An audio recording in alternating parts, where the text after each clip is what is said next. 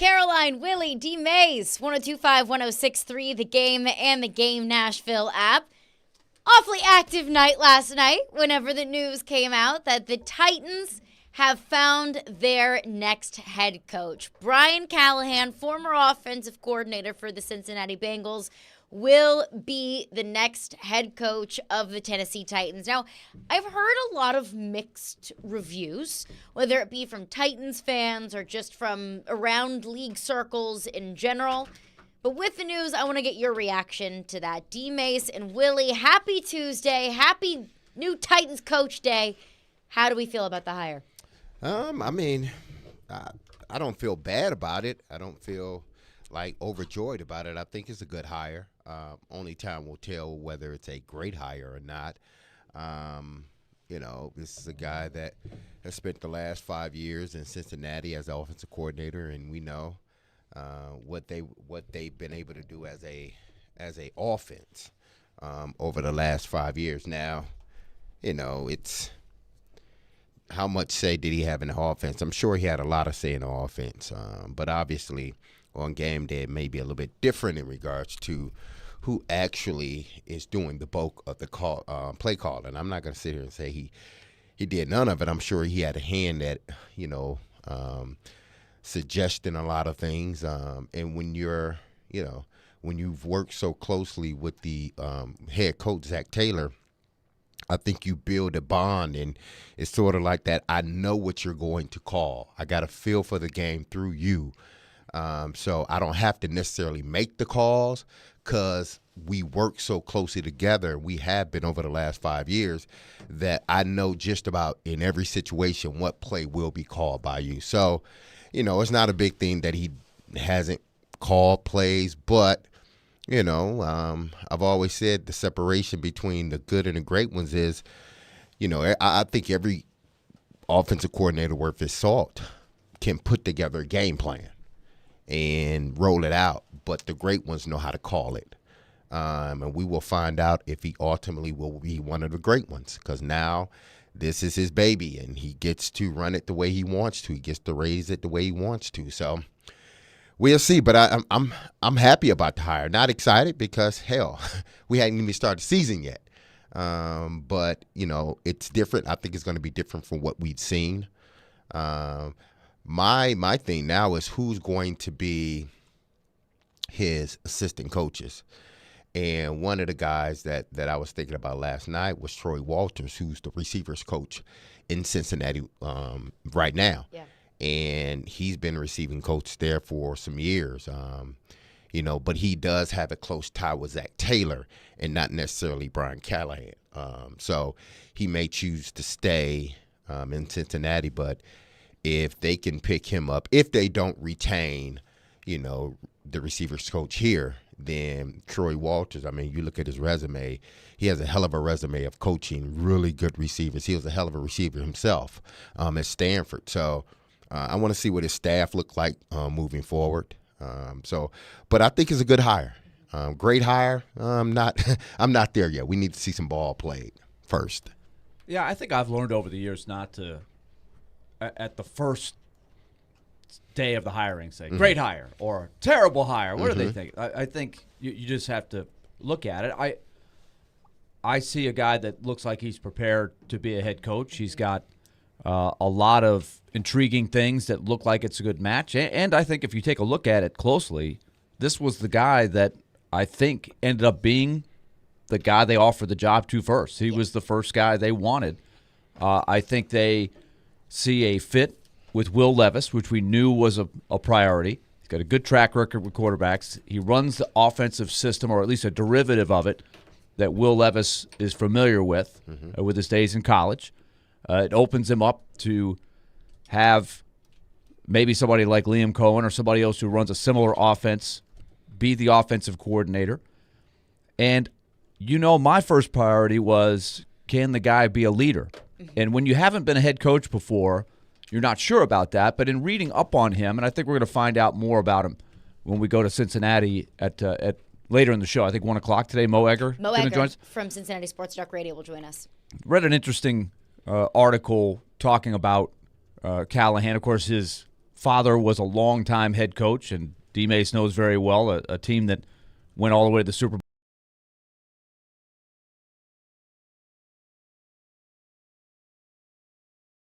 Bowl. Up around it, he's had obviously the pleasure of working with a lot of excellent quarterbacks before, which has you going, okay, is it him or is it the quarterback? Mm-hmm. He's had some good fortune there to work with, I mean, not just good quarterbacks, but great talents. Right.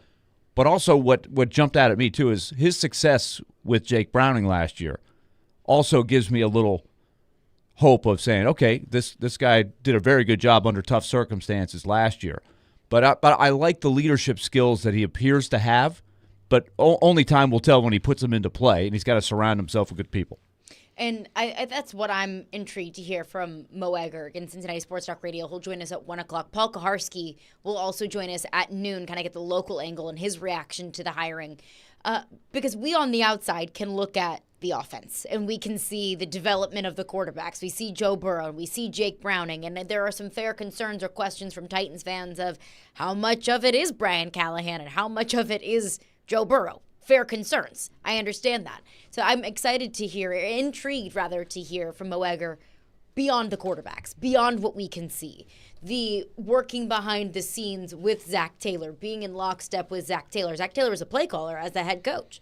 So how did that relationship kind of work? How might that potentially translate into this collaboration with Ran Carthon and Amy Adams-Strunk? But as far as kind of my initial reaction to the hire, I'm excited about it. I think it was a good hire. And of course, 1 year from now, it might be different. 5 years from now, we might feel differently. We might feel, man, Amy Adams-Strunk got it right. That was the perfect hire. We might feel that way. I don't know how we're going to feel after season 1, after season 2, after we see Will Levis develop or not. Our opinions absolutely can change. But as of my opinion on day 1, I think this is a good hire. And it's for a couple of reasons. First and foremost, we talked about what do the Titans need? Not just who's the flashy name on the market, not just who has the most experience, who has had the most success, but who has the expertise and experience and skin on the wall that aligns with what the Titans need the most. And what I believed what the Titans needed the most was somebody to help the young quarterback. He's your greatest asset. He should be the number one focus of this team moving forward. Because if Will Levis isn't the guy, then you basically just have to start all over with a new quarterback. That sets your team back even further, especially in a division that looks like they got at least 2 quarterbacks figured out. Anthony Richardson, we'll see. So it's somebody to help Will Levis develop, somebody to find the right pieces around Will Levis and to put all of the pieces together. That's what I think Brian Callahan has shown, at least in his last few years in Cincinnati. And it's not just Joe Burrow. It's also Jake Browning that you mentioned, Willy. It's the experience that he's had. He's been an offensive coordinator in Cincinnati for the last 5 years. That was maybe a concern that I had about some other candidates, whether it's Thomas Brown or Bobby Slowick. They don't have this long resume of being offensive coordinators, whereas Brian Callahan maybe has more so the longevity. And the other thing about Brian Callahan, if we can ask ourselves, did Amy Adams-Strunk get this hire right? Well, we don't know. We may find out soon enough. We're going to find out after a year, 2 years. Time will tell whether Amy Adams-Strunk and Ran Carthon made the right decision and made the right hire. The one thing that stands out to me, though, I don't know if it's the right hire, but it seems to me that this was their guy. This was the guy that they wanted. That Brian Callahan was the first candidate that they interviewed of all of the candidates. That Brian Callahan was the first candidate to get invited back for a second interview. And that Brian Callahan got hired the day of his second interview before he even got an opportunity to get out of the building because he had interviews scheduled with the Falcons and with the Panthers. The Titans said, no, we're not going to let you out of our building. We're not going to let the Falcons and the Panthers get an opportunity to do what we want to do and to hire you. So that, to me, that was their guy, which brings me, I think it's telling. Well, it's also telling on his end. We talked about how attractive D-Mase is this job, and he could have said, thanks for the offer. I'll think it over. I'm going to go to Atlanta. He didn't do it. Now, maybe it's because he still reads the tea leaves and maybe he thinks Belichick is their guy anyway. But I do think that he thought this was an attractive enough job to take it before he interviewed anywhere else. And also the Titans sent the plane to go get him. Yeah. They didn't even do that for They were D-Hop snowed flew in. Southwest. They were snowed in, and they He had to gets get a them plane. in. So You know, congrats to the pilot who got in and got out of him an in and airport got him that out. people weren't flying out of. Yeah. So it's. I think we will see moving forward how much of an impact he will make on this team, not just from a offensive, mind, but he has to be a leader of men. Let's not forget about that. Let's not forget about, because it's different when you are the guy, when you're the guy behind the guy, your responsibilities are not, as far as the whole team, getting the team going. It's a little bit different. Then when you become the guy, things start to change. So I want to see how he reacts. I know there's no doubt in my mind he knows offenses. There's no doubt in my mind he knows offenses. But can he be the leader of 50-plus men? That's the question. Everybody's, hoopla about his calling, his ability to put together a game plan and call the game plan, even though he didn't do it in Cincinnati. That's neither here nor there. But can he be a leader of men? Because we know a bunch of, well, at least a handful of play callers that haven't been able to step to that head coaching level because they're not leaders. They're great callers, signal callers, play callers, offensively or defensively, but that head coaching seat is something totally different. Who would you say, maybe as an example of one of those coordinator kind of head coaches that can't be that leader of men? A guy that he used to work for. Josh McDaniels, Exactly. Rex Ryan. That's the guy. Rex Ryan didn't do a good job at being a leader of men. Mm-hmm. Great. Rex Ryan, if I need a defense, I'm calling Rex Ryan to design a defense. I have him on my coaching staff any day, every day as a defensive coordinator. But I think if you're talking about leading men, just look at his stops. They haven't been good. Neither one of them. Buffalo wasn't good. They got, on a run in with the Jets, a 2-year run, because that defense was lights out. But it all crumbled after that second year. You need guys that not only can you be a good play caller, but you have to be a leader of men, because if he's not, then we're going to be in the same position 3 years from now. I'm not saying that he's not, but I'm putting aside, that's like, I know your strength. Your strength is play calling. Your strength is designing offenses. I know that. I don't have to worry about that. What I am a little bit hesitant about, can you lead 50-plus men every week and get them going every week? Vrabel was good at that. How he did it, I don't know, but he was good at that. But obviously he wasn't good at some of the other things, hiring assistant coaches and stuff like that, being able to, transition to the analytical world more than what he did. So to me, it's not about play calling. I know he's a good player. I have no doubt. But can you lead those 50-plus men over in Metro Center? Can you lead them each and every week? Tim Hasselbeck's story about John Fox comes to mind about that, right? Exactly. Because you become a CEO. You're doing so much more than just putting together the offense. Yeah. So it does look like, though, that he's got the diverse background. He's been in different systems. It hasn't just been, well, here's how I know offense. I've learned one way this works, because you have to evolve. The defenses are going to catch up with everything that's working today, right? Yeah. In another year, 2 years, defenses adjust to what offense is doing. You got to have other things going on, and that's your vision, right? You're more of a visionary as the offensive or as the head coach. You're bringing offensive principles to the table, but you got to hire the right coordinator. You got to teach it to your quarterback. Everything's got to fall into line. So it's not just about he's bringing an interesting scheme. But I like that he's been sort of the serial winner, right? He got to the Bengals when they were way down. The Bengals don't exactly have a rich history of winning over and over. He got there. They were terrible. They were terrible when they got there. Now, Marvin Lewis had some success there, here and there. He was there for a long time, but it had dipped when he left. They came in at the bottom, built a winner, and they kept a continuity for several years. In fact, Zach Taylor says, I'm surprised it took this long for somebody to discover Callahan. He knew he was going to be a head coach someday. He was with the strong Broncos teams under Josh McDaniels running the offense, right? So that's a different offense than the McVay, Shanahan offense. So he's got principles of both, and Will Levis has learned sort of both, right, under what he's been taught in college and his 1 year with the Titans. So you've got a match there for sure. He also goes back even further than that, like De La Salle High School as a player. That's intriguing to me. Like the there's been movies made about them, right? 100 and something wins in a row. He was a part of that. So, and dad, a head coach, successful head coach. All of these things to me give him good ingredients to be prepared for the job. Now, you never know how it's going to go when you get it because you need players, right? He doesn't have T. Higgins and Joe Burrow and Jamar Chase and Joe Mixon and those guys.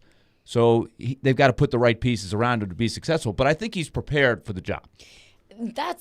He has a difficult job in front of him. He's walking into a situation that it's a broken team. The roster it's a is rebuilding very barren. team. Yeah. You have a young quarterback. You have zero offensive line. Your pass catching core needs some help, needs some additions, and that's only talking about the offense. Defensively, you have some holes. You don't have corners on this roster, so he's not walking into the best situation. But just in terms of the quarterback, and I do want to get into D-Mase, what you mentioned about the dynamic with the team, the relationship with the team. I do want to get into that coming up next. But I was on with Robbie and Joe this morning, and they asked me, what do you think this means about Brian Callahan's belief in Will Levis? Him taking this job when he's offered it, before he takes the rest of his second interviews with the Falcons and the Panthers. Is this an indication that he does believe in Will Levis? I think it's, he does not believe in, he doesn't believe in, like, doesn't not believe in Will Levis. I think because I look at these jobs as all of them are good jobs. Why? Because everybody's racing to get into that head coaching spot. Yeah. So every job is a good job. Now, there may be some jobs that are a little bit better than others or a little bit more advanced than others. And a lot of those jobs we know because they have their quarterback in place. But I don't think there's no bad, like horrible, like I'm not no. Because you may not come, your cycle may end after a couple of years and you find yourself stuck at an OC or DC because you didn't take that opportunity and that challenge to build a team, to make a team better. So to me, all 32 teams are a good job. Whichever one comes up, it's a good job. But I think this job for him is you think you believe you have a quarterback that you can work with. So you like the challenge of a young quarterback and coming in and getting him going and see what he's thinking, see his weaknesses, see his strengths, and try to hone in on those strengths while taking those weaknesses and making them minimal. So they have it's like a clean slate here. It's just a clean canvas. And Callahan and Rand Carthon and Callahan's coaching staff, they get an opportunity to take this canvas and make it whatever they want. There's no excuses of, the last GM or the last head coach and this and that. No, all of that has been wiped clean. And you have an opportunity to draw or paint the portrait you want to paint. Who wouldn't want that opportunity as a head coach? And you got a quarterback that seems to be, okay, he has something there. He's not a finished product, but there's something there. So I got me a quarterback, which is my, what do they call those things, my brush or?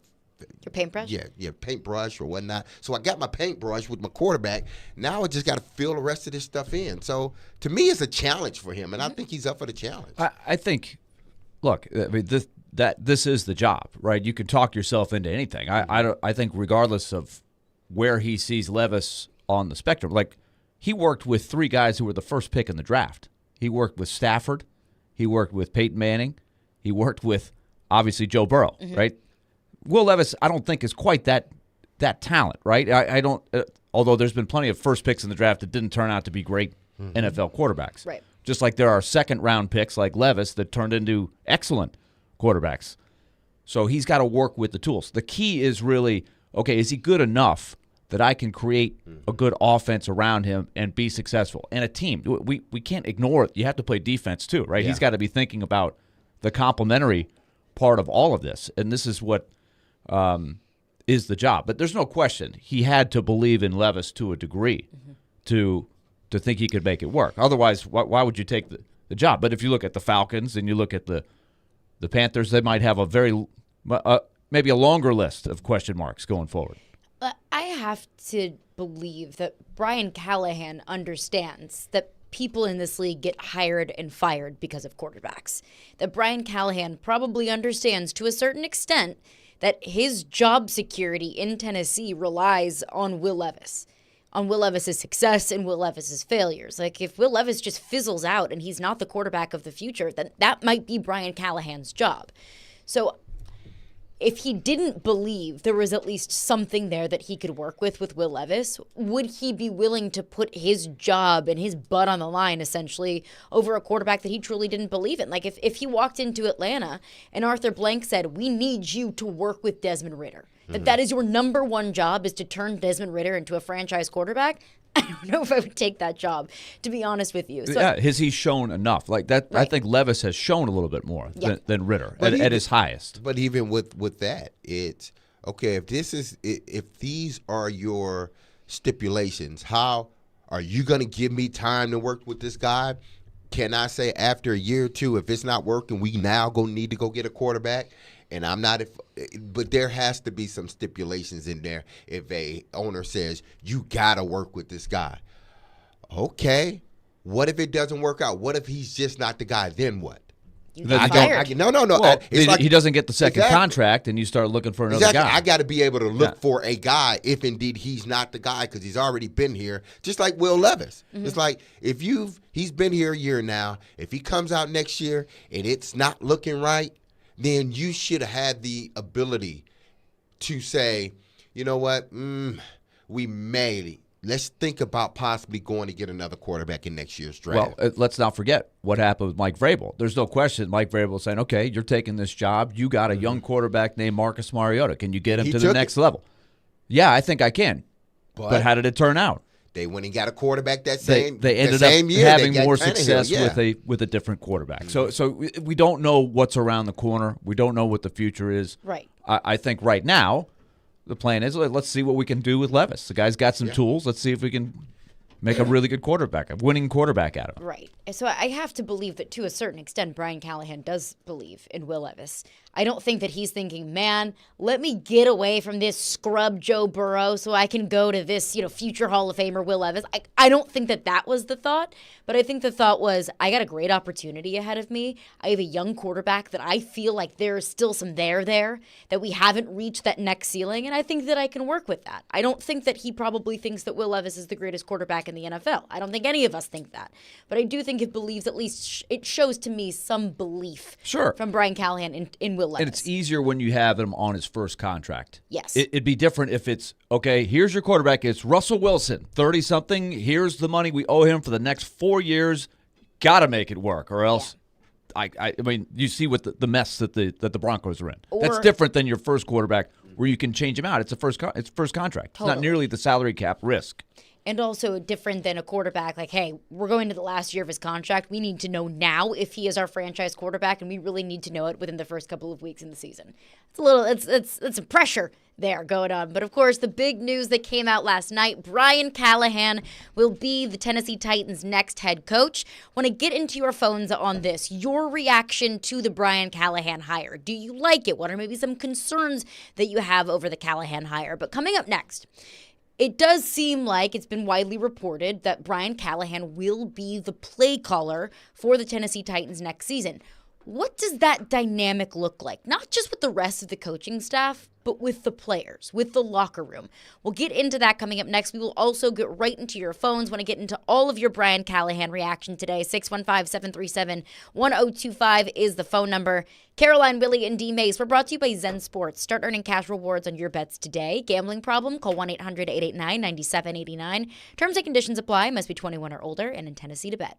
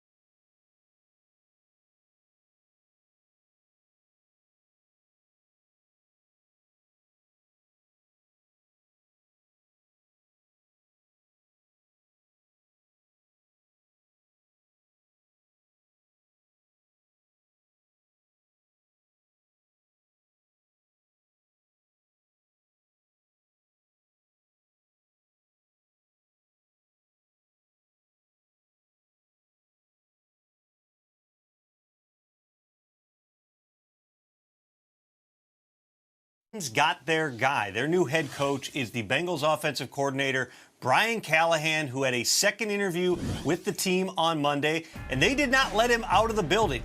As much as the NFL in recent years has tried to slow down the process, encourage teams to do additional interviews, this felt like what the NFL hiring process was 10, 15, 20 years ago. Callahan was supposed to be on a plane Monday night for a second interview on Tuesday with the Panthers. He also had a second interview set up on Wednesday with the Falcons. Well, Callahan never got on that plane. The Titans were able to get the deal done with the guy they had identified very early in the process as somebody they believe could revive that offense and work with their young quarterback, Will Levis, as well. Callahan was the son of longtime NFL coach Bill Callahan, has worked with some of the best quarterbacks in the NFL, guys like Matthew Stafford, Derek Carr, most recently Joe Burrow, as well as Peyton Manning, who, when Callahan was a young assistant in Denver, said, this is back in 2016, that guy's going to be an offensive coordinator, maybe even a head coach someday. Manning has been a big advocate for Callahan, who didn't call the plays in Cincinnati. My understanding is he will call the plays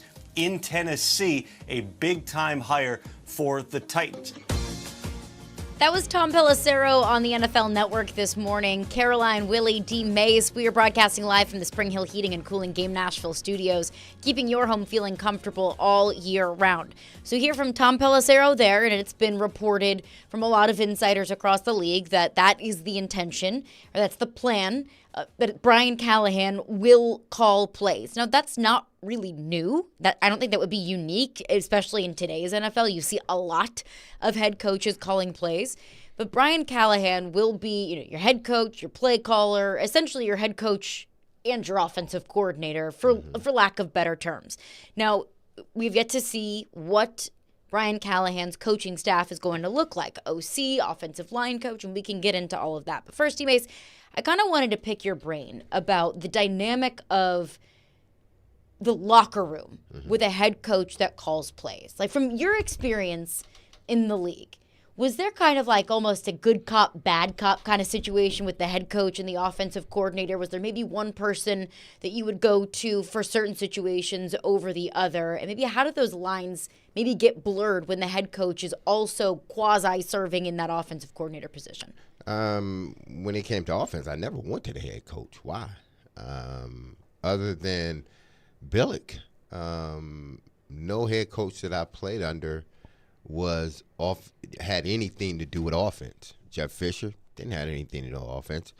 John Harbaugh, as great as he is, he didn't have much. He came as a highly regarded special teams coach from Philly. But he had the ability to lead and guide men. And, it's the fruit is in what he's been able to do in Baltimore for, 16 years. So I didn't go to the head coach unless there was, just an overall issue, just team issue, overall issue. Never, in regards to the offense. The only time I played with someone was Billick, when Billick took over offensive duties, and Billick was a former offensive coordinator. He coordinated that offense in Minnesota, that high-powered offense with Randy Moss, Chris Carter, and Jake Reed.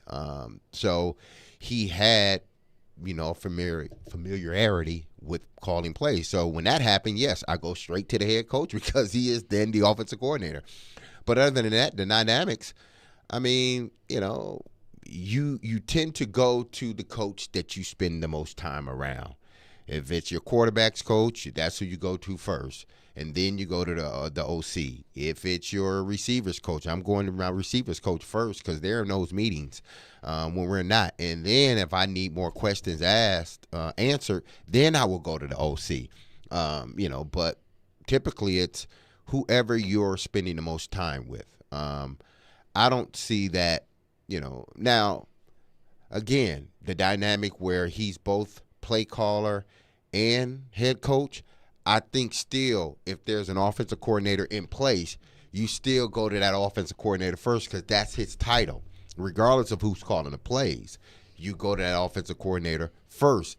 Outside, now, if you're in the game, yes, you're going to talk to the OC/head coach, but a lot of times you really can't because he's paying attention to everything. Even when the offense is off the field, he's paying attention to the defense because why? He has to manage everybody. That's why I said that head coaching position ain't no joke. You know, if you want to take on the reins of being OC and head coach or DC and head coach, you got to know how it's tough, because when the offense is not on the field anymore, it doesn't stop you from being a head coach. Right. Or when the defense isn't on the field, it doesn't stop you from being a head coach. So I don't know how. I'm not going to say it's going. They're going to have to get used to it. Yeah. Well, the players are going to have to get used to it. I think there's no set formula, and everybody's different, right? He might get halfway into his first season and say, you know what, I think we're better off with my offensive coordinator actually calling the plays. I've seen it work a lot of different ways. I've seen it not work when a guy is a coordinator and becomes a head coach and calls the plays. Obviously, it has worked in plenty of cases. Here's an interesting quote that caught my attention. Zach Taylor, this is out of The Athletic. Zach Taylor did not call plays in the NFL before being hired by the Bengals.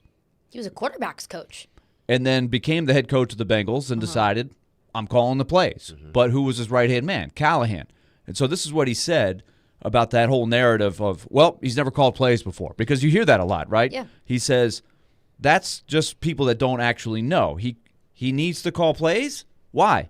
Nobody can say that. It's something people parrot out there. He's been the coordinator here for 5 years, meaning Callahan. He coordinates everything having to do with it. He establishes the whole structure of our offense. On game day, he and I are in constant communication.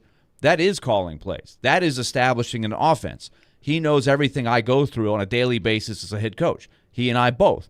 He's as prepared as anybody can be prepared for it. So I guess to marry that with what you were saying, D-Mase, I think it's important his offensive coordinator is going to do all of the legwork while he's doing the big vision, right? He's got to be the CEO. He's got to do all the media stuff. He's got to know what the defense is doing. He's got to know what the coordinators are doing on special teams, all of that stuff.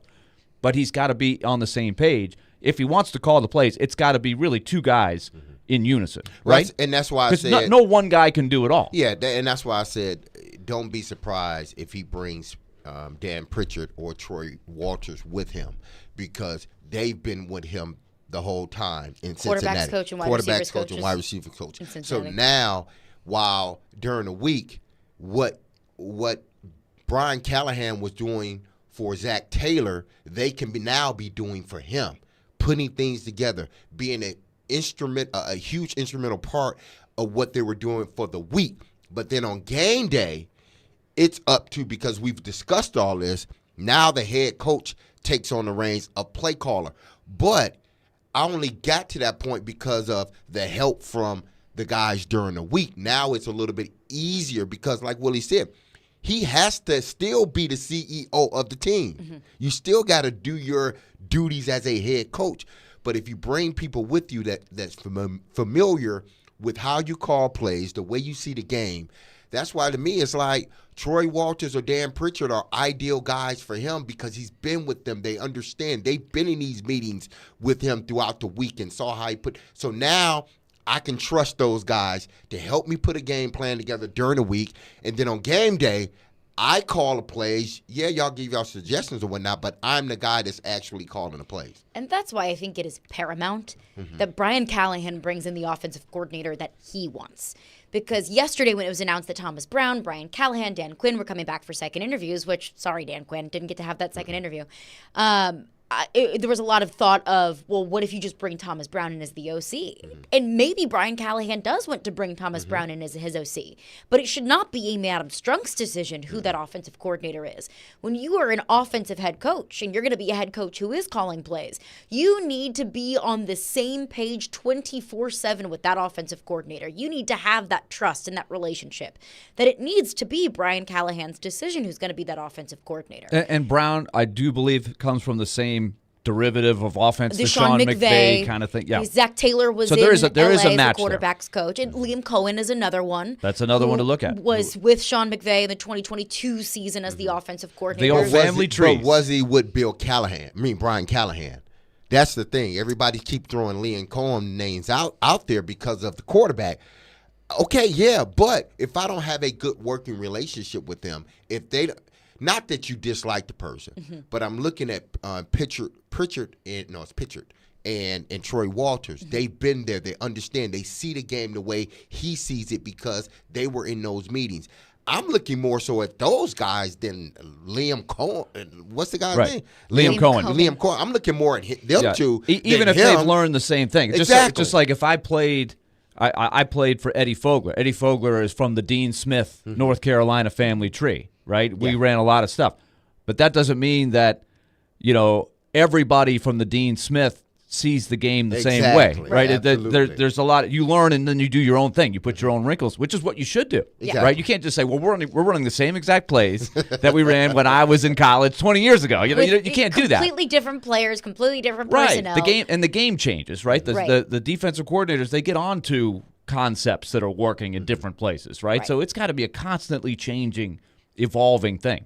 And as far as that dynamic works between Brian Callahan and the next offensive coordinator, I do wonder how that kind of dynamic works with Will Levis. Who's his go-to guy? Does he go to the head coach and the offensive play caller? What is that relationship like with the offensive coordinator? Which duties are kind of delegated between the offensive coordinator and the play calling head coach? And how does Will Levis fit into that formula? It's hierarchy. It's the same thing. It's your quarterback's coach first, and then because you're spending a lot of time with him, and then whoever has the title as OC, whoever he's going to make that guy OC, then you go to him. Why? Because again, he has to delegate his time to everybody. So when I got to be here or meet with this person, who is he supposed to talk to? Well, the OC is there. It's a hierarchy. You still go through the hierarchy. Quarterback's coach, OC, then the head coach, even though the head coach is the guy calling plays, but he doesn't have the title of OC. You go to the guy that has the title of OC. You go through the chain of command. That's how you do it. So Will's going to have, just like he had Charles London he went through, and then, obviously Tim Kelly, it's going to be the same way. He's going to have whoever the quarterback's coach is and whoever has the title as OC, and then the head coach who actually calls the plays during the game. All right, I want to get right into your phones on this coming up next. 615-737-1025 is our phone number. Your reaction to the Brian Callahan hire. Do you like it? Do you not? Why not? What questions do you still have about Brian Callahan? Right into your phones coming up next. Caroline, Willy, D-Mase, 1025-1063 The Game.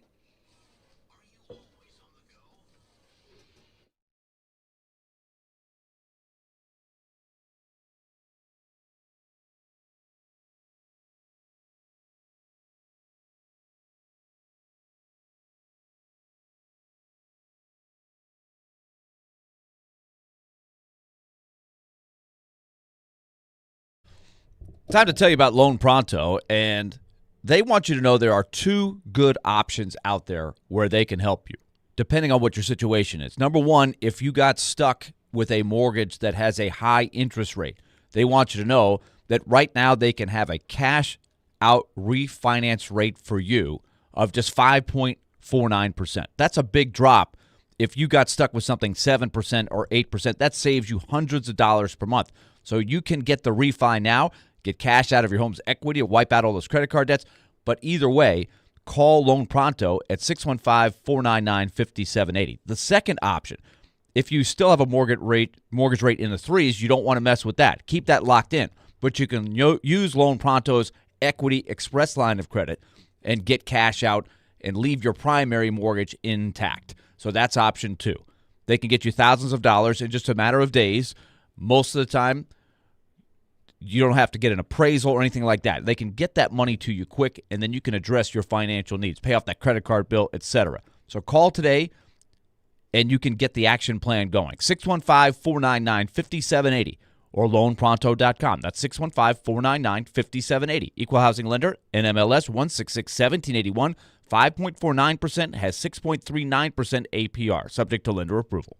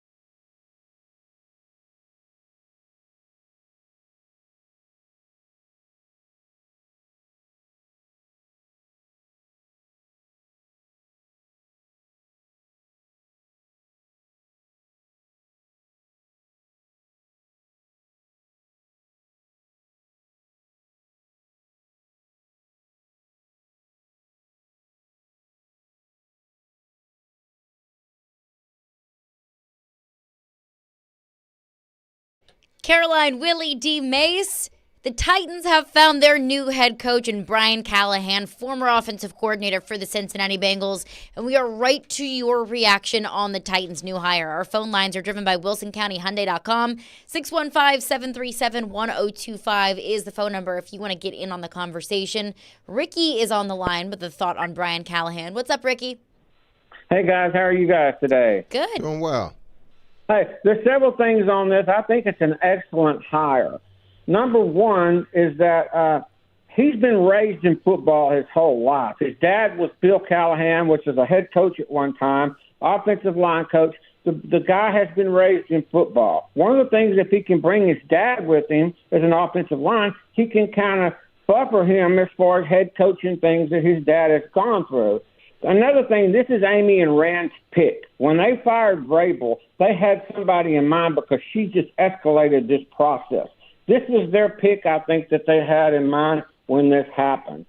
And I think one of the reasons why it happened so quick is when she said that the head coach was the face of the franchise or whatever, but the assistant coaches are so important. This gives the Titans a big jump on getting the coaches that they want to get to, and they don't have to sit there and take care of getting all the leftovers.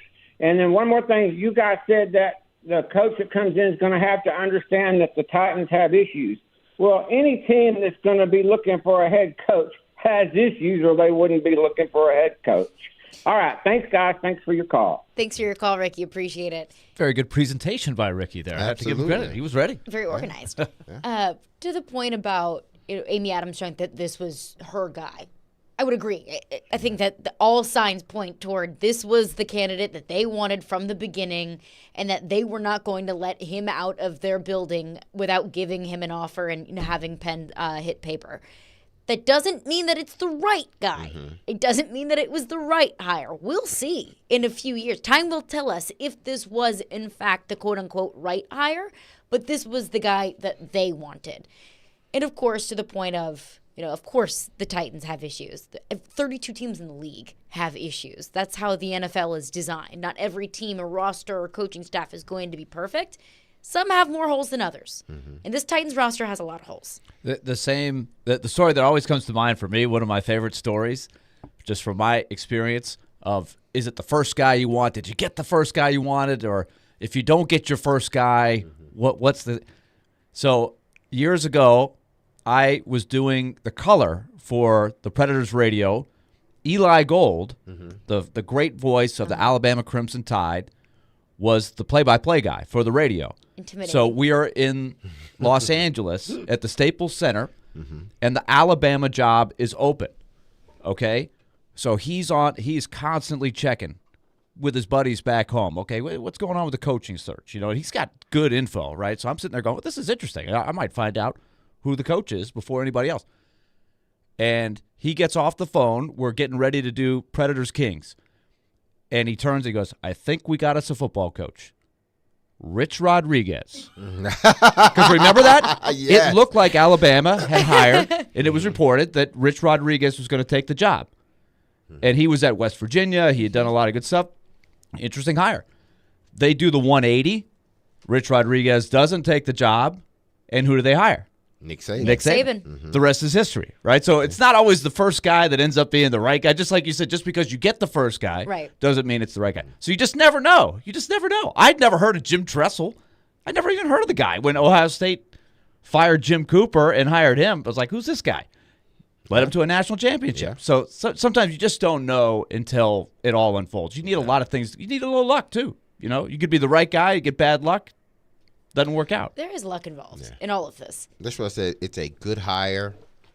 I'm not using the adjective excellent. I understand why people use it. It's just people use words nowadays, and it's just they use them.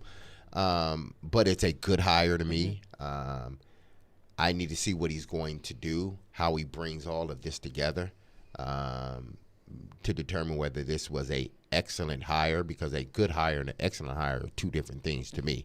But I think it's a good hire because they're moving in a direction that I think the NFL will not think. I know the NFL is going. Yeah. So in that terms, it's a good hire. But as far as excellent hire, time will tell. I'm hoping it will be an excellent hire because it would have meant that Amy and Rand, they made the right choice in their head coach. I think it's the right hire today. Yes. I think that it was a good hire because I think that bringing someone in to work with Will Levis is the right move for this franchise. I reserve the right, as do you, Willy, as do all of our listeners, as does every Titans fan, to change your opinion on Brian Callahan when we have new data points, when you win and lose games, when you have at least a season or seasons of sample size of Brian Callahan as the head coach. You are more than right to change your opinion either the right way or the wrong way, that you like him or you don't like him, whenever we have actual data points of him being a head coach. But today, I think it's a good day for the Tennessee Titans. I thought it was a good day when they hired Ken Whisenhunt. I've said that a couple of times. Honestly, I thought if you look at his credentials, everything pointed a lot of success. Yeah. I mean, the day he was hired, you couldn't sit there and go, "This is not going to work. This is going to be a train wreck." You didn't. No. I mean, he had excellent credentials. He was a head coach that almost won the Super Bowl, right? And it was a total disaster. So, again, we don't know. Throwing parties and celebrations in the streets in College Station when Jimbo Fisher was hired. Oh, Lord. How'd that turn out? You never know. But you are more than right to reserve your judgment or to change your opinion on a coach whenever we have more of a data set. Ed is on the line with a thought on Brian and Bill Callahan. What's up, Ed? Good afternoon. Wanted to talk a little bit about everybody's making the assumption that or hoping, at least as I am, that his dad will join him in some capacity. And I think in the past he's openly gone on record saying he'd love to coach with his dad. But I just find it to be a pretty weird dynamic of a son now being the boss of your dad and the dad having to report to your son.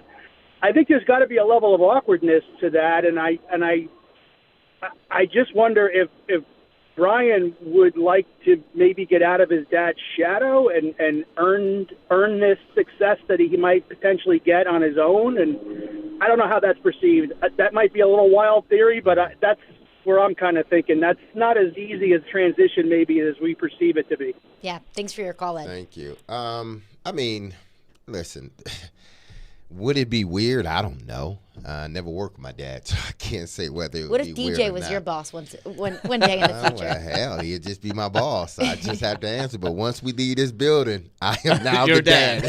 You're always dad. I am now dad once we leave this building. But I don't know how, awkward. I'm sure at the beginning it may be, but his dad has been in coaching for the longest, so he would understand the dynamics in regards to that. But we can't just assume, we can't just assume that his dad will come with him, because if I'm Cleveland, why would I let him go? O-line coach in Cleveland right now. Why would I let him go? It would be a lateral move. I don't have to let him go anywhere. If I'm Cleveland, I'm like, nope, you're not going anywhere. Now, if you want to move him up to assistant head coach as well as offensive line coach, now you make Cleveland make a decision whether they want to elevate him to assistant head coach if he's not already assistant head coach, because I don't know who their assistant head coach is.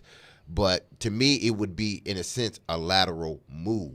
I'm not doing that. If I'm Cleveland, I'm not doing that unless I have a bird in the hand already, a guy that's waiting, and that guy better be Mike Munchak. If it ain't Mike Munchak or one of these other great offensive line coaches, then nah, Callahan, I know you want to coach your son, but no, you got to stay here. Holding you hostage in Cleveland. Yeah, you're staying here for a while, because as we've seen, that position sometimes is more important than the offensive coordinator. Oh. Getting that offensive line right, because you can put together a great scheme, but if you ain't got people that can block it, ask Tim Kelly. I was just about to say, if that's not the story of Tim Kelly in this past season of the Tennessee Titans. And that was one of the things that was intriguing about the Callahan hire, is they did have some issues on the offensive line for the Bengals at times, right? Yeah. They were getting Joe Burrow sacked a lot, and they overcame that. The father-son thing, it depends on the relationship. It's not unprecedented, right? If you go through different sports, you have seen that from time to time. But it's a fair question to throw out there. And, if it's a lateral move and you can't get him without promoting him to a title. What you call it, coach with was Tennessee's old coach, UT's. Lane Kiffin. Wasn't his dad on that coaching staff? Oh, yeah. Was he he was on OC? I don't know what Decent. he was. He was a defensive but coach. he was on. Yeah. He was on the coaching staff with Lane when Lane was a very young when he was head coach. When he was a head coach, yeah. So it's happening. I think of college basketball. Didn't when Danny Manning became a coach? I think Ed Manning was on the staff. I mean, Jeff Lebo. I remember he was a great player at North Carolina. He ended up being the coach at Tennessee Tech. His dad was his high school coach, legendary high school coach. Joined him on the staff. I've seen it happen. It all depends. Yeah. So what if you call Bill Callahan and you say, Dad, okay, lateral move, Browns want to keep you, that's good, stay there. Do you have a guy on your staff that, you've been the guru towards that you think is ready for this job? I mean, there's a lot of different ways you could fill that position, right? Mike Munchak, too. Derek is right, though. Monty Kiffin and Lane Kiffin, they both were together. In Tampa Bay at the beginning, he was a quality control coach and then went to UT. Wasn't on staff there, but then went to USC and was on staff with USC. Okay, that's okay. right. So it's happened before. It's not unprecedented.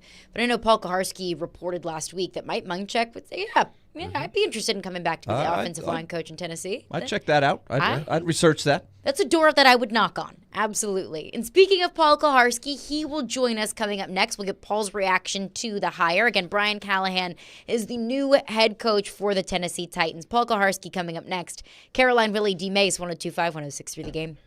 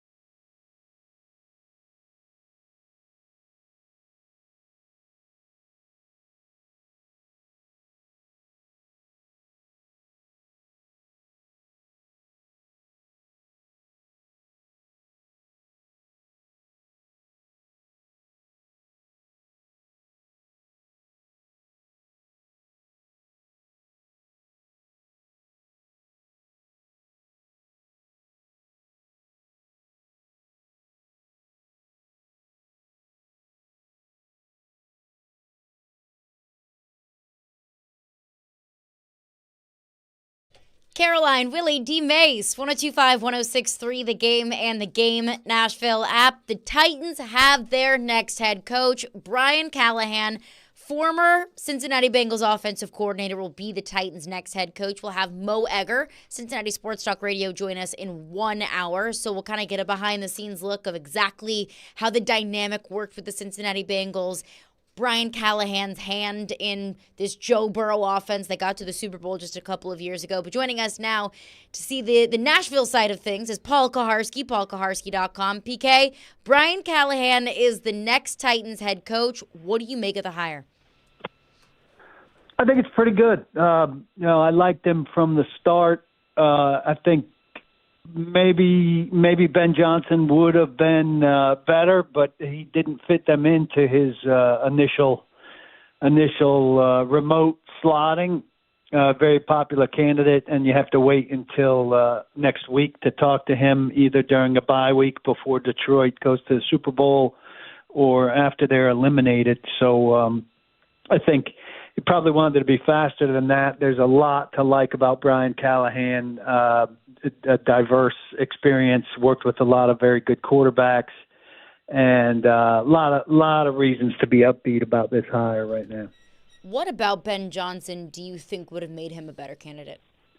Well, I mean, the one big difference is that he's been calling plays, so I think he's further along in experience. But I think they're pretty similar. Otherwise, Johnson maybe hasn't been around good offense as much as Callahan has. So there's a trade-off there. But if you want experience in calling plays, Johnson obviously ahead of Callahan there, because Callahan's working for a very good boss who's doing the play calling in Cincinnati for the last 5 years. Now, Paul, is that your only concern in regards to him haven't had that duty of play calling? Because that part, to me, it's, he had a hand in what they were doing in Cincinnati. And, just on game day, Taylor did the job of calling plays. But more importantly, I want to see how he can lead those 53-plus men, because we've all seen it, Paul, where you're a great play caller, but you get that head coaching position, and then it goes, left very quickly because you haven't gotten used to not only calling plays, but also being a leader of men. Yeah, well, I mean, these are all the questions, Derek, about a first-time head coach, right? And, you do your due diligence. For everything we read and hear about him is that he looks like he's going to be good in all these categories, but then you're ultimately taking a leap of faith on all of this stuff. I'm not that concerned about the play calling. In an ideal world, you'd rather your guy have some experience doing it. But, your thing's leader of men. I'm big on leader of men, too, for sure. He's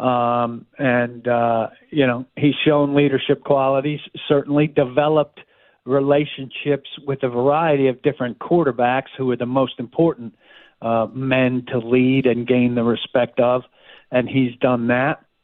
So he looks like he's a guy that can lead a locker room, but do we know for sure? No. Do we know for sure that he can get a handle on the medical situation? No. Do we know for sure that he can be the kind of collaborator that they're looking for, which is very important to them in terms of their relationship, his relationship with Rand Carthon in the front office? No. But at this stage of things where everything's happy, right, he looks to be a guy that checks most of or all of these boxes for them and is promising on all of these fronts. And the Titans, like these 8 teams who have hired or will be hiring a new head coach, get this fresh and happy restart where you get to be optimistic about all of these things right out of the gate. And we will be optimistic about most of them until there's work in process that gives us cause to think he can't do something. Now, do you have a hunch on, because I think the next important thing is who is going to be his coordinators, whether it be your DC or your OC? Do you have a hunch on who that guy could potentially be? I'm just talking offensive coordinators right now. There seems to be some rumbling out there, and I don't know how insightful the people saying it are, that maybe Thomas Brown, who was the head coaching candidate himself, the Panthers offensive coordinator, maybe would be an offensive coordinator candidate here. I don't know if you guys have had a chance to watch much on Thomas Brown, and obviously Carolina was a disaster this year, but he's a McVay guy for the 3 years, I believe, before that, and he comes across really, really well as another kind of young up-and-comer guy who really sounds like he gets it. I'd be intrigued by that. The two coordinator jobs, you have some chances. Brian Pitcher, I think his first name is Brian. Dan. The Dan, I think it's Dan Pitcher. Dan Pitcher. Probably is first in line to get the job in Cincinnati to replace Callahan. So would he prefer that, or would he like to come with Callahan? Callahan's most likely going to call the plays here. So either job for Pitcher would be a non-play calling offensive coordinator job. But what does he feel is better? If Callahan would want him here, he'd be a good-looking option as well. So he's got David Shaw also interviewed for the head coaching job here and could be an interesting guy. So he's going to have some options here, and obviously it's a big choice, but it's not as big a choice as it was for Mike Vrabel and as it would have been for somebody like Aaron Glenn or Mike McDonald, the defensive coordinator guys, and that's something that I think most of us are pleased that they go offensive side of the ball, because you don't have that perpetual offensive coordinator question as a defensive head coach, where if you hire a good offensive coordinator and he has success, then he gets plucked as a head coach, and you're in a state of always looking to replace him. Talking to Paul Kuharski, and Paul, I'm wearing a Mets hat just for you, but it did cause me to flash back having to wear your Greg Nettles Yankees jersey after the Yankees beat the Mets in the Subway Series in 2000. That's how far back. That's how far back Paul and I go. It just came out today. That's the only Yankees jersey I've ever owned, and I've never worn it because I'm just not a jersey guy. But they're changing those jerseys. They're taking the white trim off and going even more old school, like pre-1973. Very old school. That just came out today. Wow. I had no idea when I said that was the case. But, yeah, it was the gray jersey that I had to wear back then. It still haunts me to this day. It haunts me. I love it. I get it. Let me ask you, Paul. It looked beautiful. It was at the Frank Wycheck show that I had to wear it, because I couldn't be just in the studio. This was before you even had a stream of your show or anything like that. I had to be in public when I wore it. That really stunk. But people loved it. Some people, you, and probably two other people in the audience. It wasn't exactly loaded with Mets fans either. This is very true. What do you think this means for Charles London? I think everybody's given really good reviews of him and what he did with Will Levis in the first year. How do you think he fits into this scheme? Well, there have been plenty of guys from this coaching staff who've gotten permission to interview elsewhere. I saw Tony Dews with another opportunity today. I think Tehran reported with the Jets. And he had already interviewed with the Giants, I had reported earlier. So Charles London has not been one of those guys. So I would think Callahan, everybody who's left, and none of these guys have taken a job yet. So, it was Rand Carthon's intention for all of these guys all of them are under contract, for the new head coach to have the potential to talk to anybody he wanted to left from Mike Vrabel's staff. I certainly think Charles London would be one of the guys he'd be interested in. And as a quarterback coach or somebody on the offensive staff, he'd be a nice bridge to keep somebody familiar for Will Levis as a bridge from one staff to the other, with some familiarity with what he was asked to do by his first staff and what he'll be asked to do by the next staff. So we'll see if that's the case. I could see him as a quarterback coach or as something on this staff. Another guy I should have mentioned for offensive coordinator there was Liam Cohn, who's also McVay connected, and may have some Callahan connections, and who was obviously with Levis at Kentucky. So that would be interesting. But I could see London as a holdover, and maybe a smart one. And I'm a little bit surprised that we haven't heard Charles London's name pop up elsewhere, and we still could. A lot of these guys who have interviewed for other jobs are interviewing with coaches who are in place. Only 2 coaches have been hired so far, so you've got here 6 other jobs that are going to fill, that then are going to be looking for staff, and there'll be a whole new wave of coaches being looked at. We had the philosophical question, I'm sure, like on every show, of what if you were your dad's boss, which is the Bill Callahan question about the offensive line. But you've also brought Mike Munchak in there. Like that seems like 2 pretty good choices to me there. But where do you think that's going? Well, there seems to be a strong feeling amongst the old school coaching fraternity. Like I was on Sirius NFL radio earlier today with Charlie Weiss, was one of the co-hosts, and he was like, oh, that Cleveland will absolutely release him. I mean, there are certain things that just go without saying.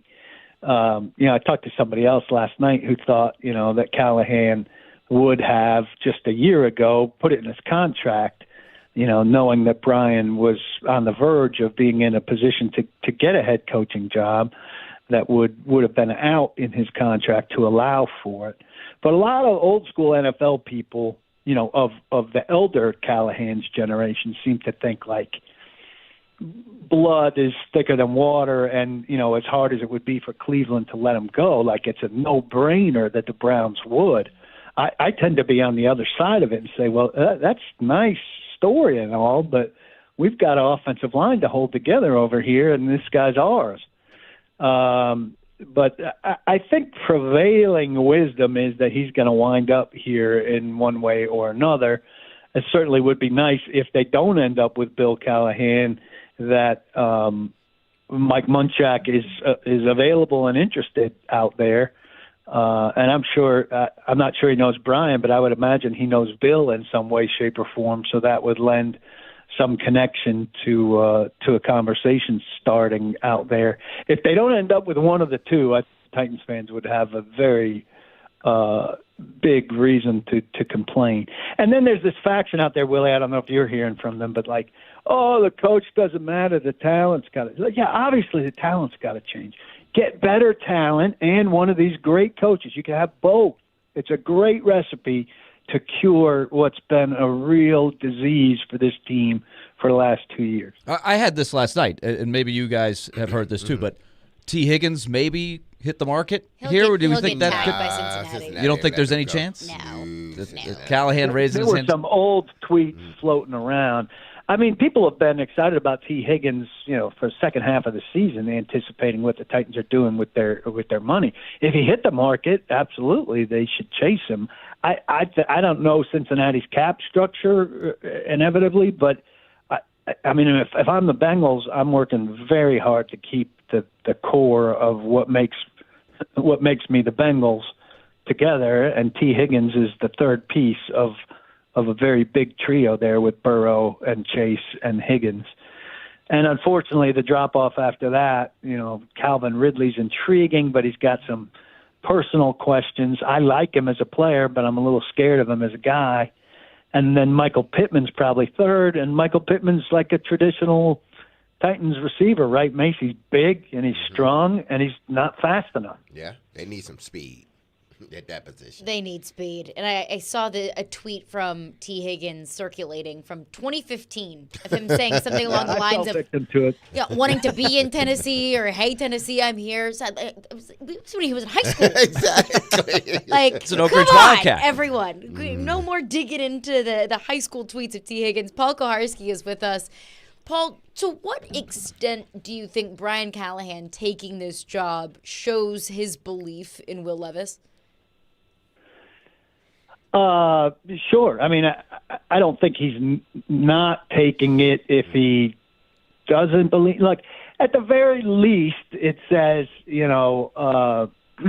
I think this year I come and work with a guy who I think has some tools and that we can make into something here. We've got to get him some weapons and some protection. I don't think it locks him in as the guy. It locks him in as the guy I can work with for the next year and has promise. And then you're optimistic that he and the staff he puts together can do good things, and you go from there. But I don't think anybody is going to come in and say they don't like him. But I don't think you have to come in and be absolutely in love with him either. I don't think these fringe people on the internet who say, maybe he comes in and he hates Will Levis and they move up and draft, one of the top guys. I don't think there's any scenario where that's happening. But I do think philosophically it's going to be an exciting time for Will Levis and for everybody. I wrote this morning off of just a maybe 3-minute clip. I don't know if you guys have seen it. It's floating around now from a banquet that he did with the Bengals before training camp, where he was, I guess, asked kind of about his philosophy or the passing game in modern times. And it started off by saying the teams that win the most games are generally the teams that pass the ball the best. And I think Titans fans can just take a bath in the idea that the new head coach of their team actually believes that and didn't say, well, we're going to pass to supplement the run game, or, we're going to pass efficiently, or all of the things that every coach of this team has said during the entire time that it's been in Tennessee. And I look back, I couldn't believe this. I thought, the Arthur Smith year at least was big. This team has not had a top 10 passing offense since 2005. That's 2005. They had a top 10 passing offense. Well, it's the 4-5 season, that last season, I believe. Yeah. That wasn't a very good team. You had a bunch of injuries, but we were throwing the ball around the yard. But that was 2004. That wasn't it when you were on the team. What year was that? So who was the quarterback? Was it? Who was the quarterback of that team, Paul? I don't know. Was there some Volek there? Hold on. It must have been an 04 was that the Volek team because Steve got hurt, and it seemed like every play we were throwing the football for like the last 5 or 6 games. No, 04 and 05 were not good teams. Yeah, they were because of the injury. They were 8th. 03, they were 5th. 05, they were 9th. And ever since then, it's been, you know where it ranks. Yeah. So just listen to that again. The teams that win the most games are generally the teams that pass the ball the best. He wants to pass the ball the best. Yeah. It's refreshing. I mean, happy day. There should be a holiday, man. It's a new era. It's a new era. Finally. Last one for you, PK. Amy Adams Strunk said in her sit down with Mike Keith, whenever we bring in a new coach, we'll let you know who has final say. Who do you think, with this dynamic of Rand Carthon and Brian Callahan, who will have final say over the roster? Yeah, I'd be very surprised if Rand Carthon doesn't have final say over the roster. Callahan, I would think, would have final say over his staff and over the game day 48, and that's pretty traditional setup. Yeah. PK, Paul Kaharski, appreciate you for stopping by. Thank you for your time, PK. We'll chat with you soon. Good to be with you. I'll be with Robbie and Rexroad tomorrow. I'll show up early like I usually do, probably 7:30. And if it's any later, Paul, we'll give you a demerit for being tardy. Well, thank you. Yes. I can't determine the traffic, Caroline. Well, we are about accountability here. Yep. Roads are clear now. There's only so early I can leave my house in good conscience, knowing that I'm contractually obligated to be there at 8. That's a fair point. So 7:30 is That's good. a fair point. Yeah, then don't hold yourself to 7:30. Our studio is not usually, associated with places like Wrigleyville or Fenway Park, surrounding places to hang out and stuff like that. It's kind of an isolated spot. You got to drive it a couple. Well, you got a gas station down the street. If you like Sonic or the gas station, with you. a couple miles more up the road, you hit the to, hit the Nashboro Village. PK can hang out with me in the morning. For some reason, there are people on the roads going to places near there. I don't. I'd like to talk individually to all of them. All right, Paul, appreciate you. We'll be listening tomorrow morning on Robbie and Rex Road at 7:30 or 7:45 or 8 or whenever you feel like showing up. Fun, guys. Thanks. All right, thanks, Paul. We got to talk to our owner.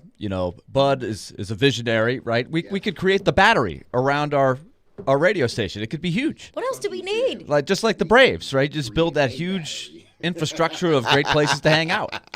That's what we need. We got a gas station. What else? We got a Sonic. We've We got got the a gas foundation. station. We got the foundation. A There little used bit to be a further bank down, across isn't the there street. a, I don't know. Whatever happened to the bank across the street? The thing I is don't know. absolutely Yeah, that deserted bank's now. gone, yeah. You see it? We used to have the there's a remnants. DMV down the street. Is it still open? I don't know. I don't think so. I don't know about that one, Office down D-Mase. That could bring people It's out still here. there, but I don't know if it's still Yeah, I active. don't think it's still active. So, I mean, we Need have a our- workout- Abandoned post office. A workout abandoned facility. DMV. That's what we need, D-Mase. Down the street, a workout facility. Workout facility. Just Good turn idea. that old bank into a workout There facility. we go. Miniature golf. There's a Planet Fitness down there. Is there? So we got a Planet Fitness. I don't venture that Starbucks direction down that the much. street. Top Kroger. golf. Driving range. Yeah. Hey, Bud, we can get all this stuff. Come on. We'll workshop it. We'll workshop it. All right, we'll get into your phones coming up next. Your reaction to Paul Kaharski. And, of course, the news of last night. And will be the Tennessee Titans' next head coach. But coming up next, I've heard a lot of concern, and fair concern, from Titans fans is this the right guy? Are we sure that his experience and his expertise is the right fit here? So we'll get into some concerns that I've heard from Titans fans, and we'll give our thoughts on that, and we'll do that coming up next. Caroline, Willy, D-Mase. We're brought to you by Zen Sports. Start earning cash rewards on your bets today. Gambling problem? Call 1-800-889-9789. Terms and conditions apply. Must be 21 or older and in Tennessee to bet.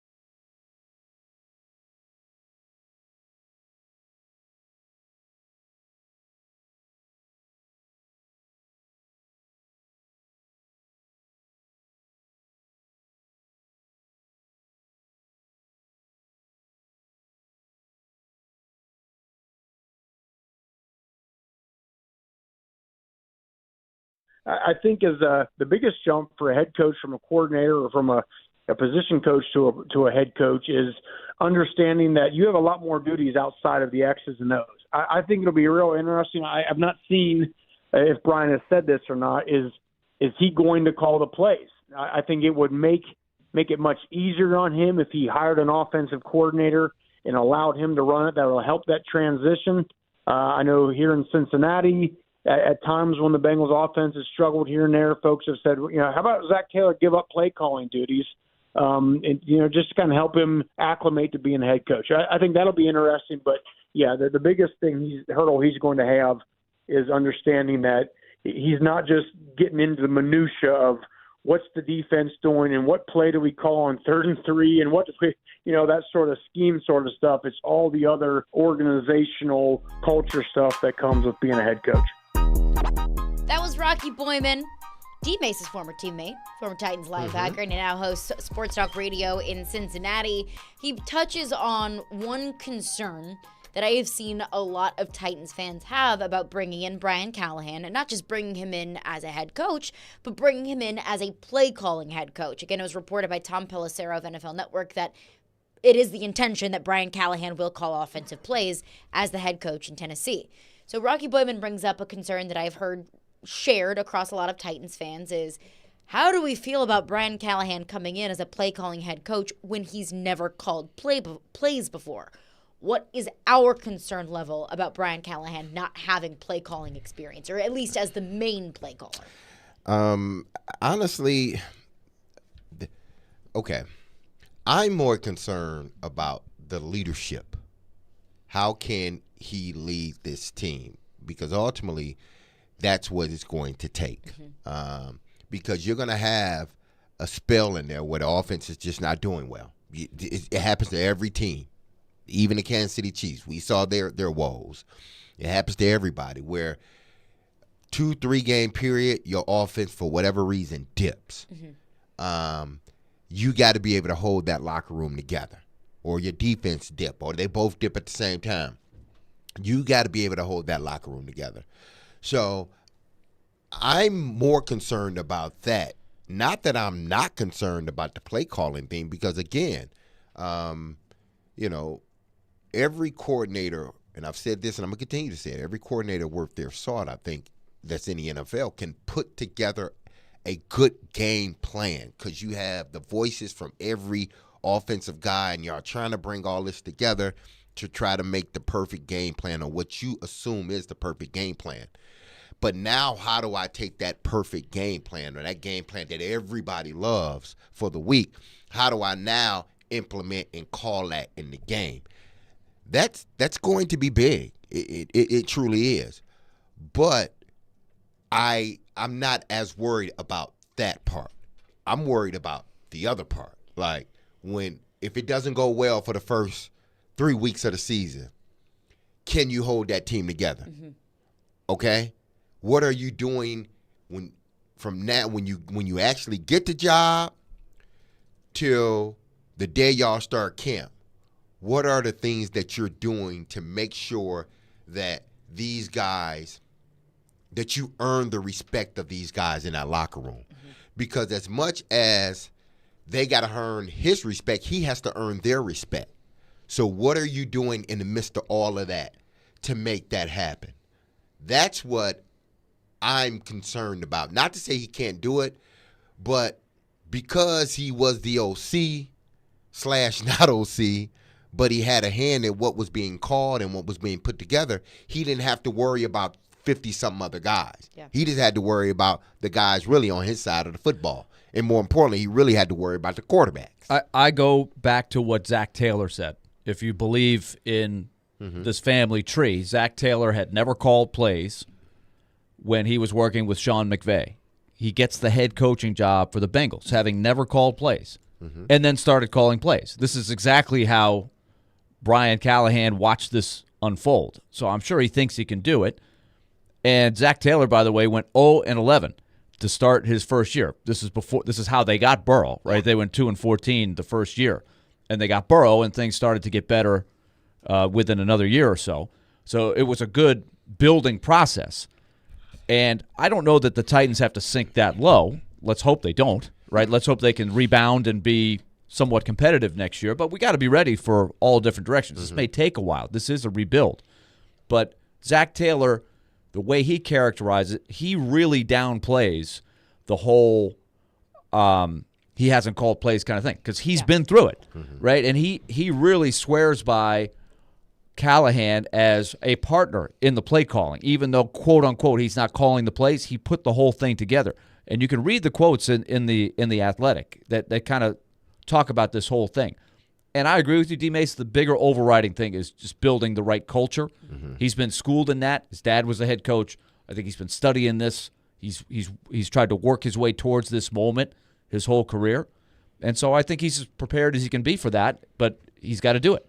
And I also do, too, almost have to take whatever Zach Taylor says with a little bit, at least a little bit of a grain of salt, because I don't think that Zach Taylor is going to get in front of reporters and say, man, Brian, like, he's iffy. We don't really know about him. Because, of course, you want to hype up your guy. But that is very telling. That Zach Taylor is not the only one that has glowing words to say about Brian Callahan. I was just reading this article in The Athletic. This was put out by Dan Pompei last year, January of 2023. And it's a kind of testimonies from all of these people that have been in Brian Callahan's, along his steps, along his career. And it's Rich Gannon, it's Tim Tebow, it's Peyton Manning, all with glowing words to say about Brian Callahan. Now, in terms of calling plays, if it's on a scale of 1 to 10, maybe my concern level is like a 4 or a 5. Because, like you said, Zach Taylor, he didn't call play. He wasn't even an OC before he got the head job in Cincinnati. He was the quarterbacks coach in Los Angeles with the Rams. Mike McDaniel, he didn't call plays before he was the head coach. So it's not like there's a perfect formula of you have to be a play-calling offensive coordinator to then be a play-calling head coach. We've seen play-calling offensive coordinators that then become head coaches that don't work out. We've seen them that do work out. There is no perfect formula. And if it doesn't work for half a season, you can start letting your offensive coordinator call the plays. Yeah. That doesn't mean you don't. Just because you might decide on day one to do it doesn't mean you have to keep doing it if it's not working. You're not committed to it forever. So that's not really at the top of the list for me. If it goes wrong, I would hope that Brian Callahan could acknowledge that it is going wrong and defer play calling duties to an offensive coordinator. For right now, it's not the end-all be-all for me. The second thing that I've heard concern about, and it's one thing that I thought of whenever Brian Callahan was initially emerged as a candidate, is how much of the success in Cincinnati is due to Brian Callahan and Zach Taylor and their play calling and their game plans and the way that they coach that offense, and how much of it is due to the fact that you have Joe Burrow, Jamar Chase, and T. Higgins. And I'm hypersensitive to that because I experienced firsthand Joe Burrow coaching a team to a national championship. Like, I think that Joe Burrow had a lot more to do with that national championship than Ed Orgeron did. But it's a fair question of how much of it is you're the right coach doing the right things more so than you're a coach that's put in the perfect position to succeed because of the pieces around you. Well, I mean, you can, the OC is important, but, you got to have the Jimmies and the Joes. But in having the Jimmies and the Joes, you got to be able to coach them to get the best out of them.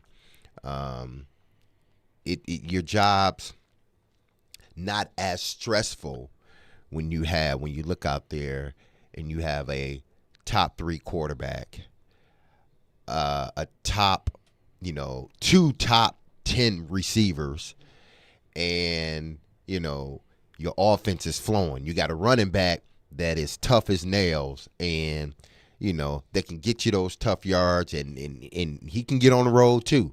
So you got like this 4-headed monster. It's good as a coordinator. You look out there and like, wow, okay, now I can start designing things. Now I can get creative because I got this 4-headed monster. Right.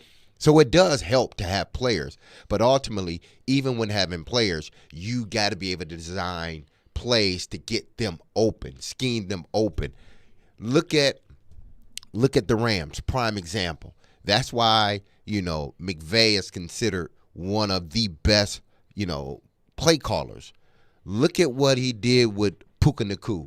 Look at what he's did with Cooper Kupp.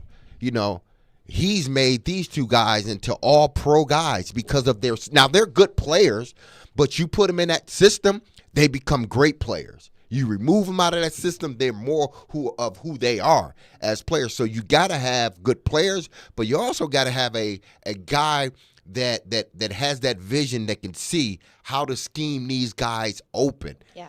Your athletic ability is only going to get you so far.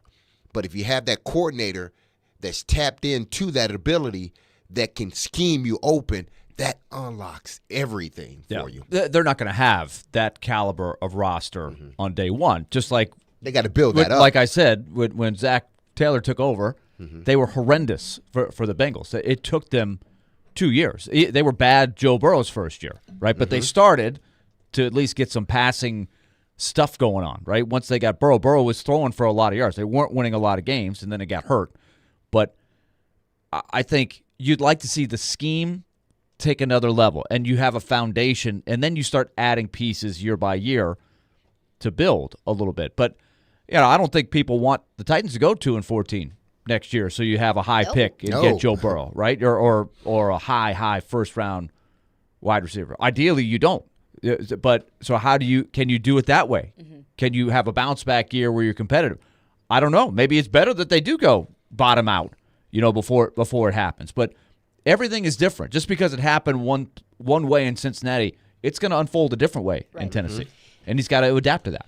And I do think that it's a fair criticism or question more so, but I also have to look at it and say how many quarterbacks that went first overall or top 5 in the draft got completely ruined by the teams that they were drafted by.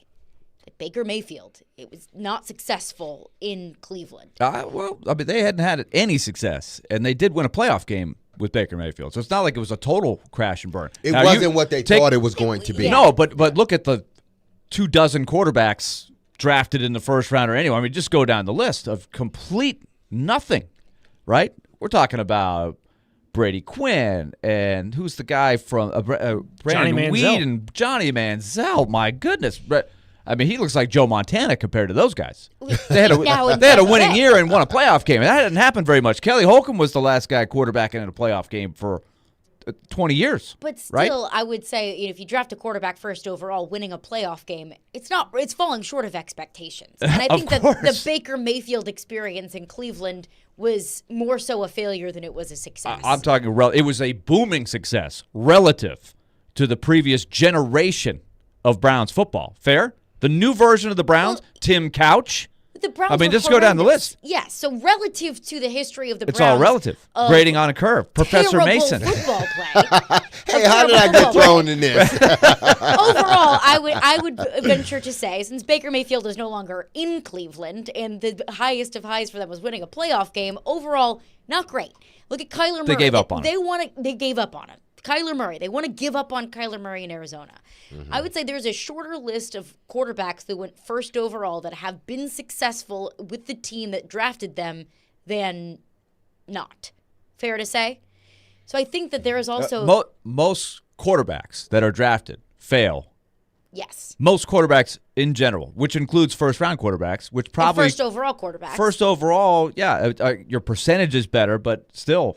It's hard. It's hard to find a great quarterback. So I do have to give a little bit of credit to the Cincinnati coaching staff for finding a way to build around Joe Burrow, to make sure that he was successful, to make sure that Joe Burrow was not one of the other quarterbacks that was drafted first overall that just ended up in mediocrity, and the Bengals kind of continued along this trajectory of being a pretty miserable franchise. Got to the Super Bowl in his second year. So I do have to give that coaching staff credit for not ruining the quarterback. The Jags nearly ruined Trevor Lawrence with Urban Meyer in his year one. So all fair concerns. So we'll get back into your thoughts, your reaction to the Brian Callahan hiring for the Tennessee Titans head coaching vacancy. 615-737-1025 is the phone number. We'll back into your phones on this coming up next. Tune in to 93.3 Classic Hits tomorrow night for MTSU men's basketball. The Blue Raiders are at home facing Jacksonville State with pregame beginning at 6 p.m. and tip-off at 6:30 p.m. Coverage is also available on the 93.3 Classic app and at 93.3classichits.com.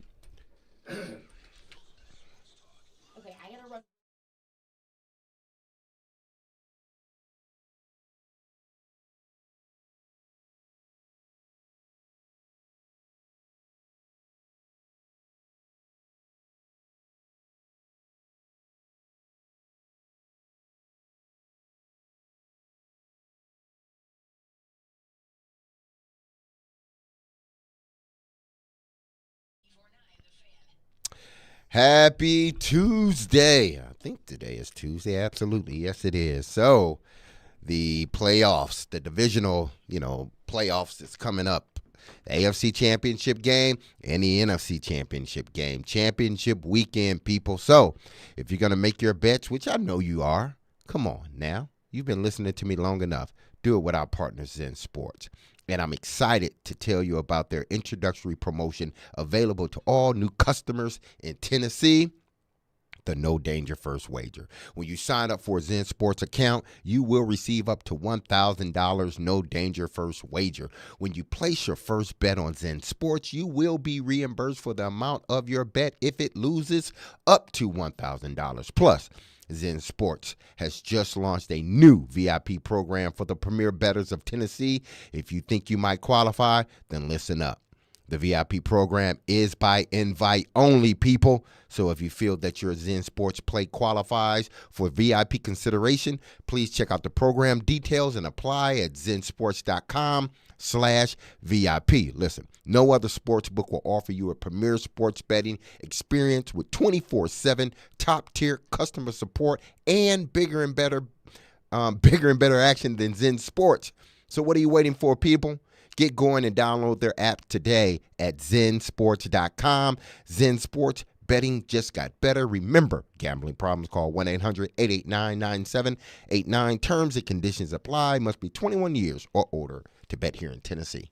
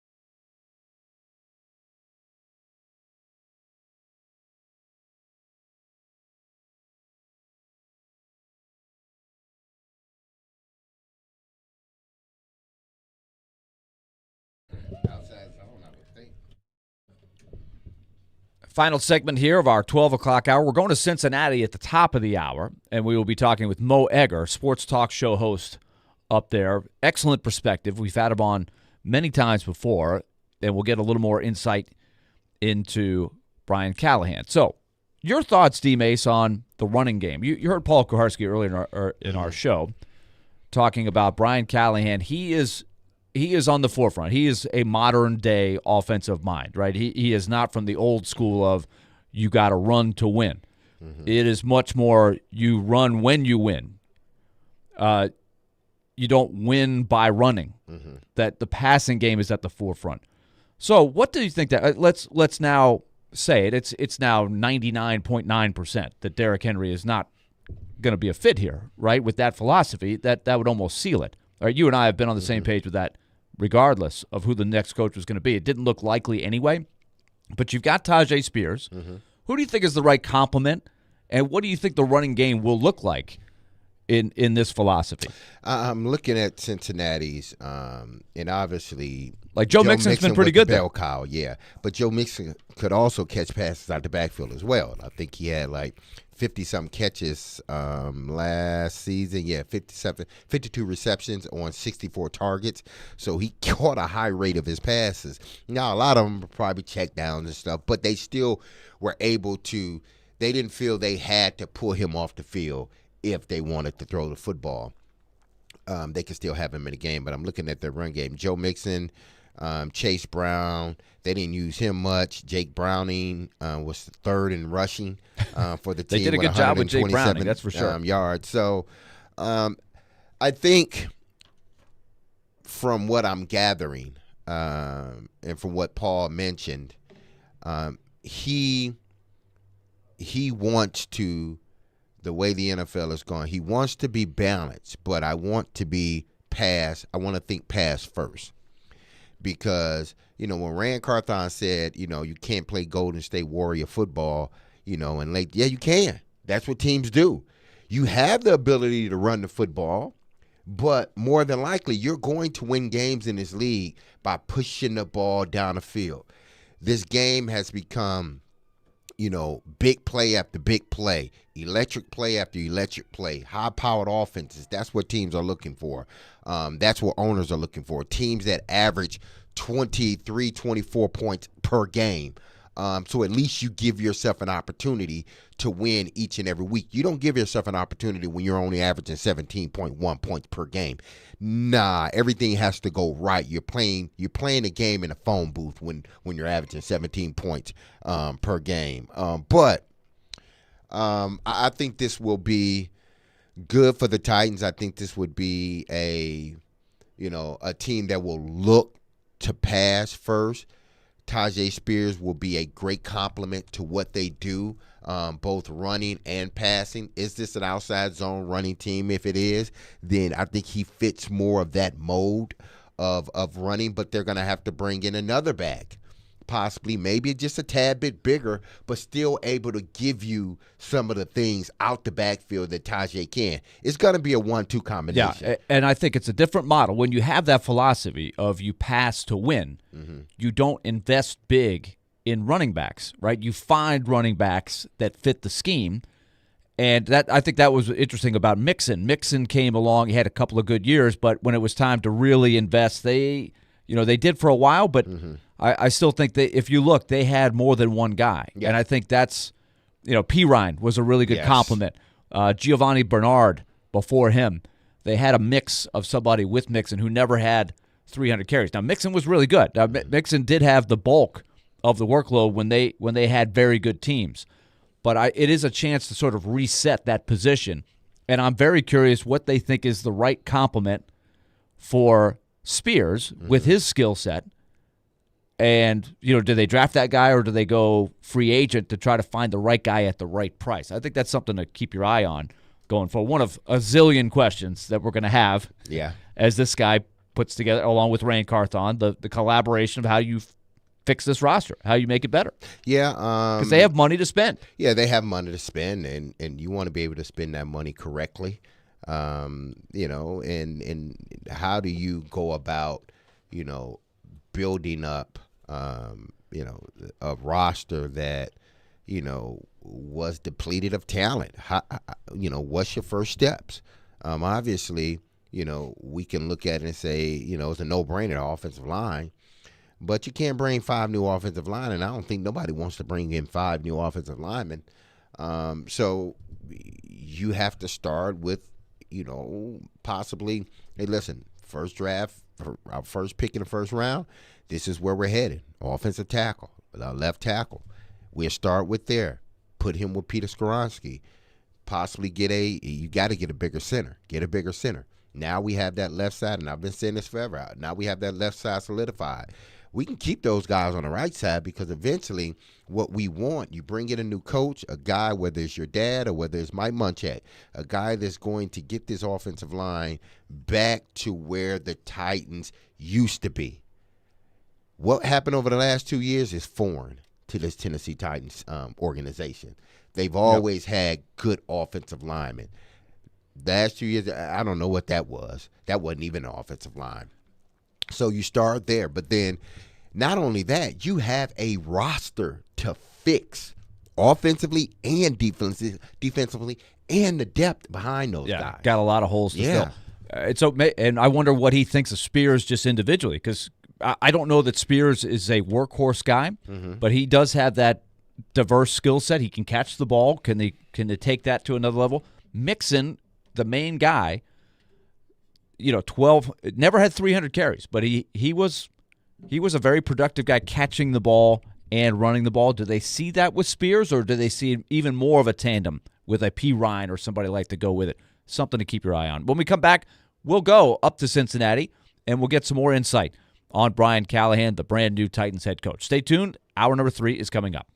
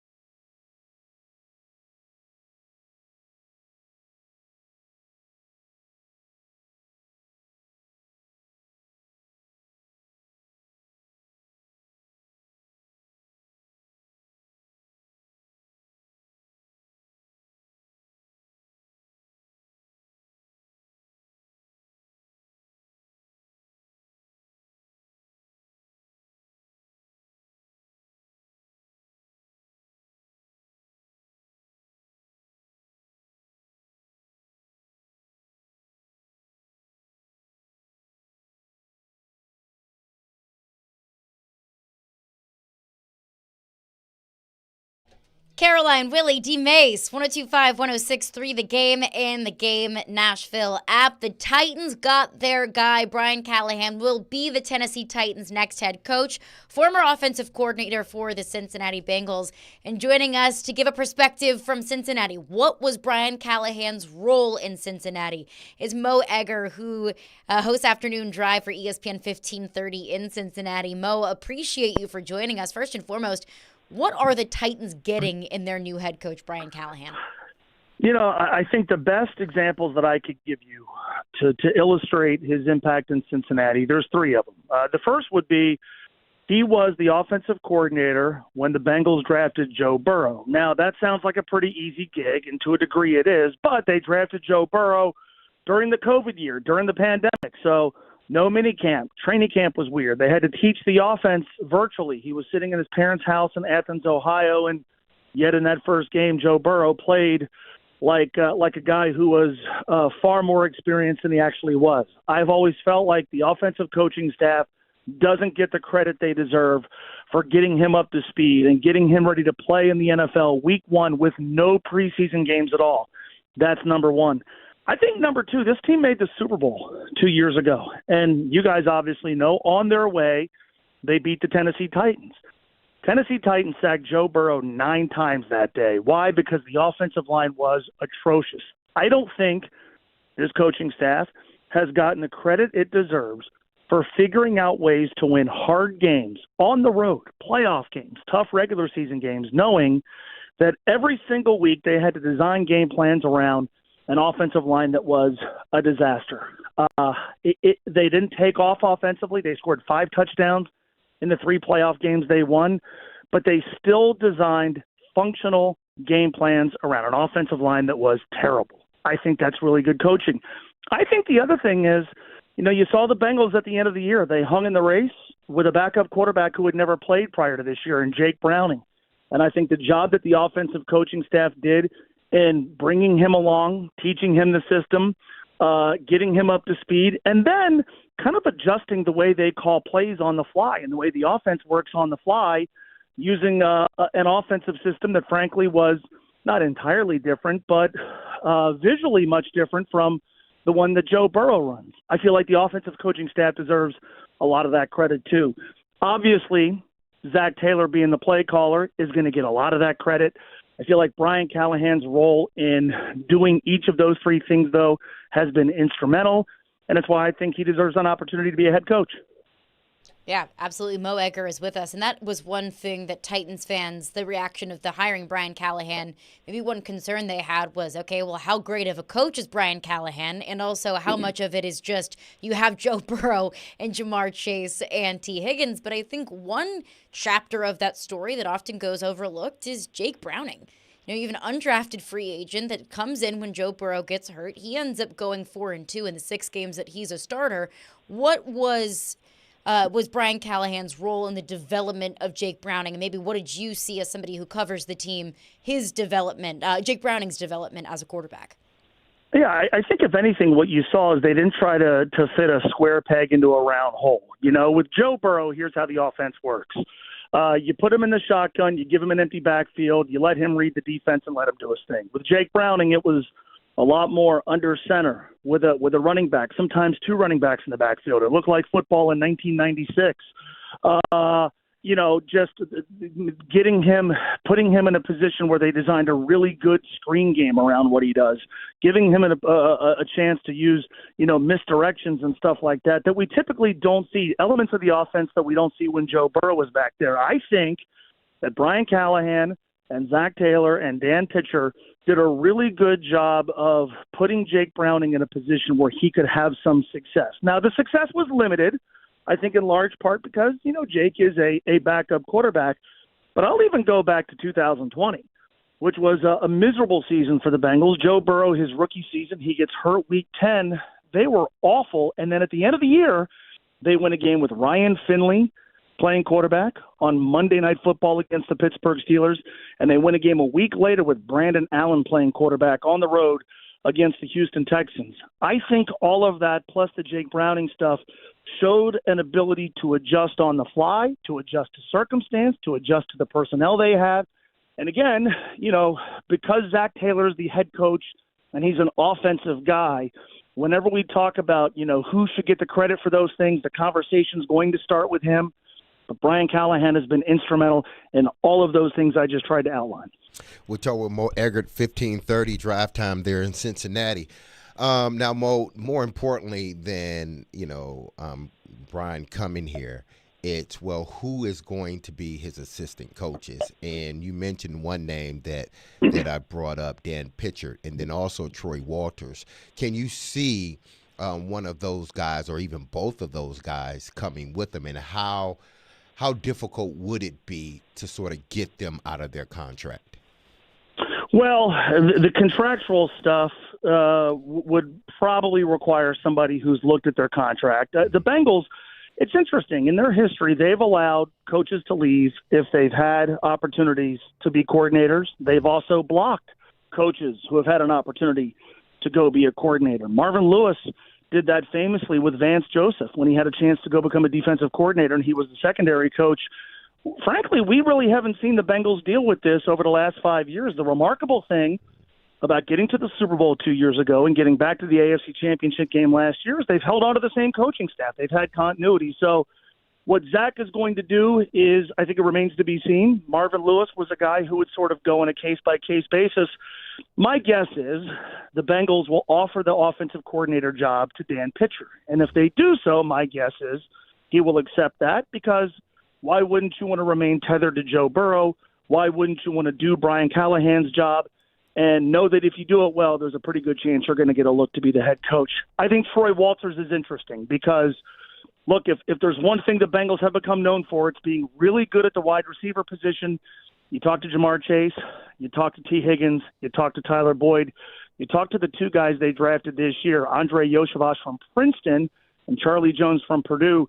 They will each speak very effusively about Troy's role in their individual development. So my guess is, let's say Dan Pitcher were to leave and maybe not be offered the offensive coordinator job here, it's going to be because they want Troy Walter to be the guy. My guess is, though, that Dan's going to be offered the gig here. My guess is he would accept. And then we'll see how the Bengals handle it with Troy, because it's a pretty good chance you'll get somebody from the Cincinnati coaching staff. Now, with that being said, I think the part that, people have sort of been skeptical about was the play calling part. But I'm not too worried about that, because I believe that, listen, he put in enough work during the week that he helped put together an offensive game plan for then Zach Taylor to go out and execute it.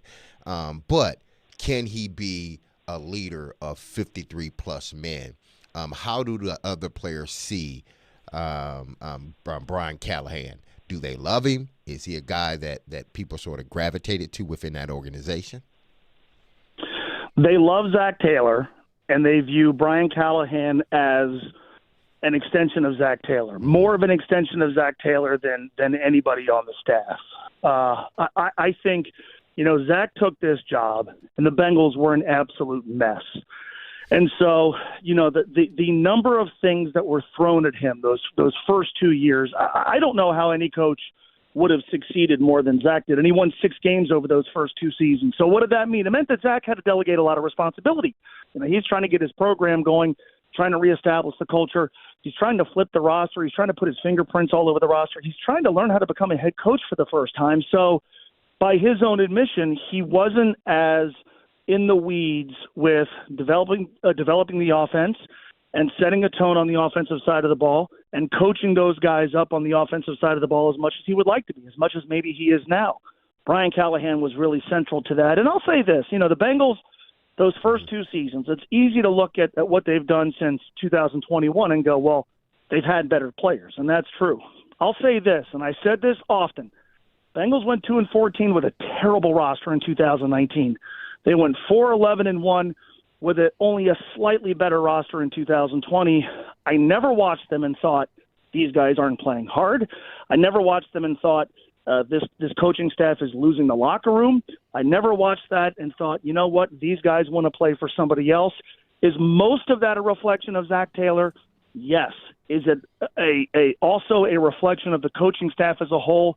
without question. And again, the guy who I've always felt like is an extension of Zach Taylor is Brian Callahan. So I think that all reflects very well on him. Mo Eggers with us, sports talk show host up in Cincinnati.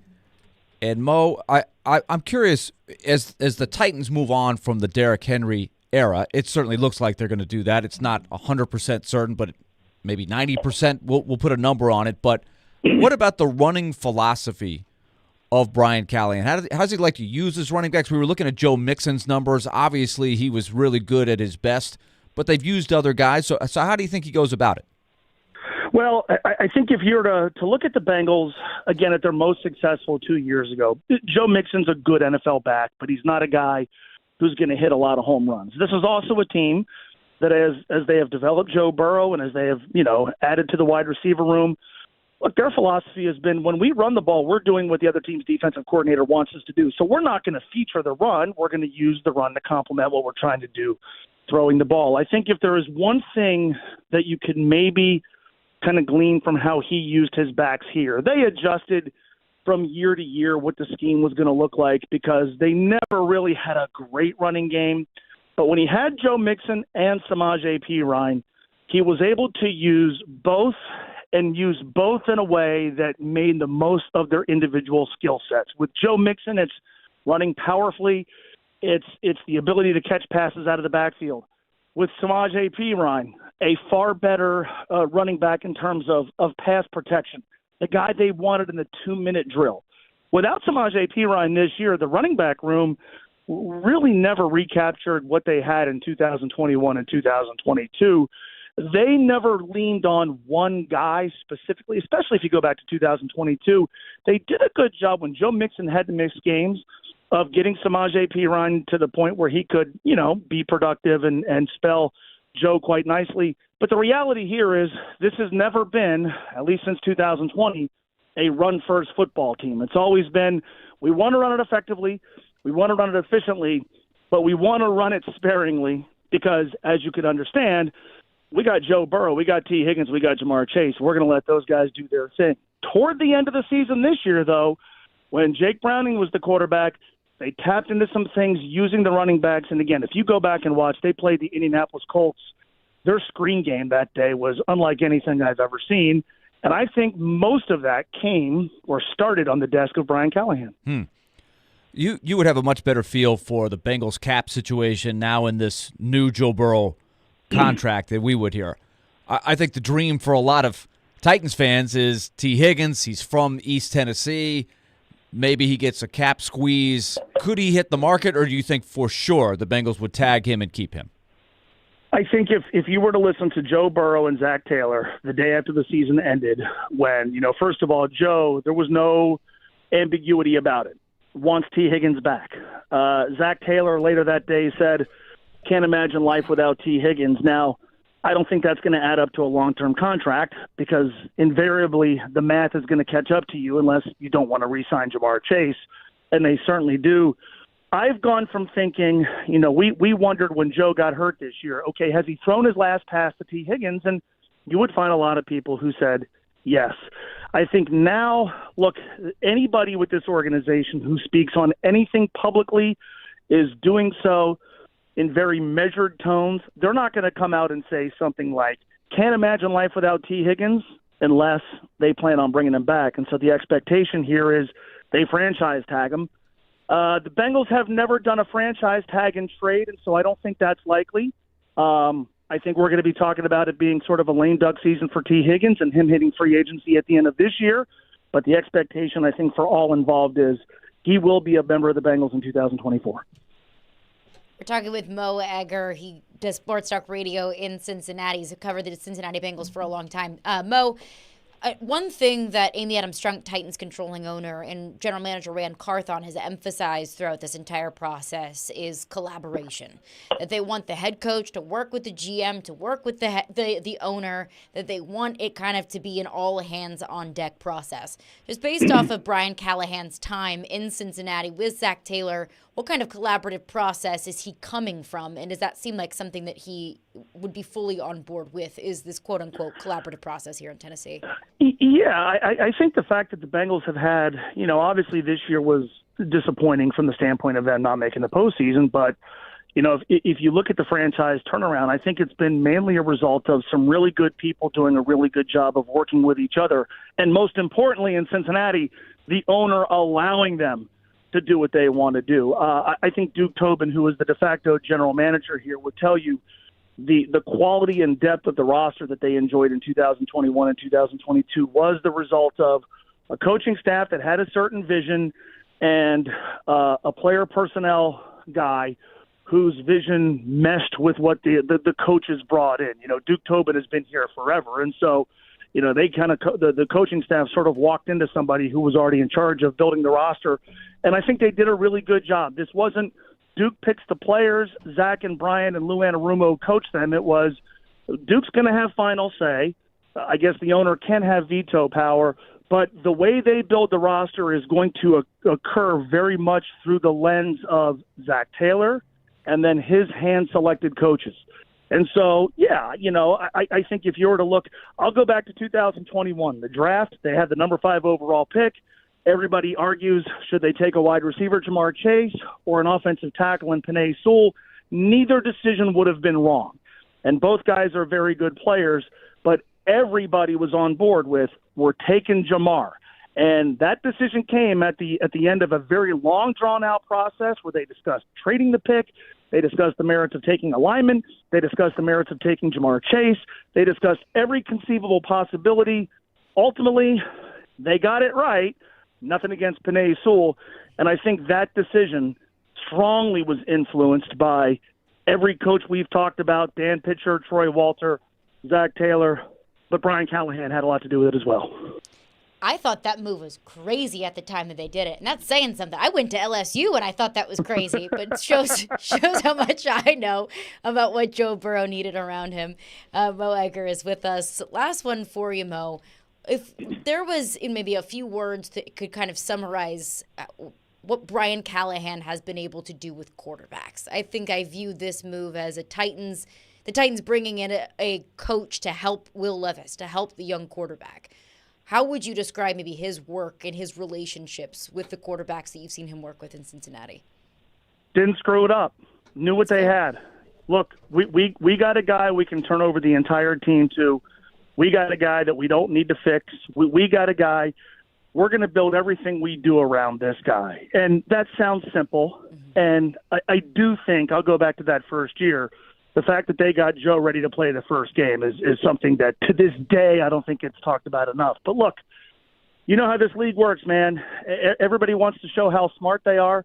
This staff and Brian Callahan, I'll say in particular, were very good at, okay, we've got a Corvette. We've got a Ferrari. We've got the keys to it.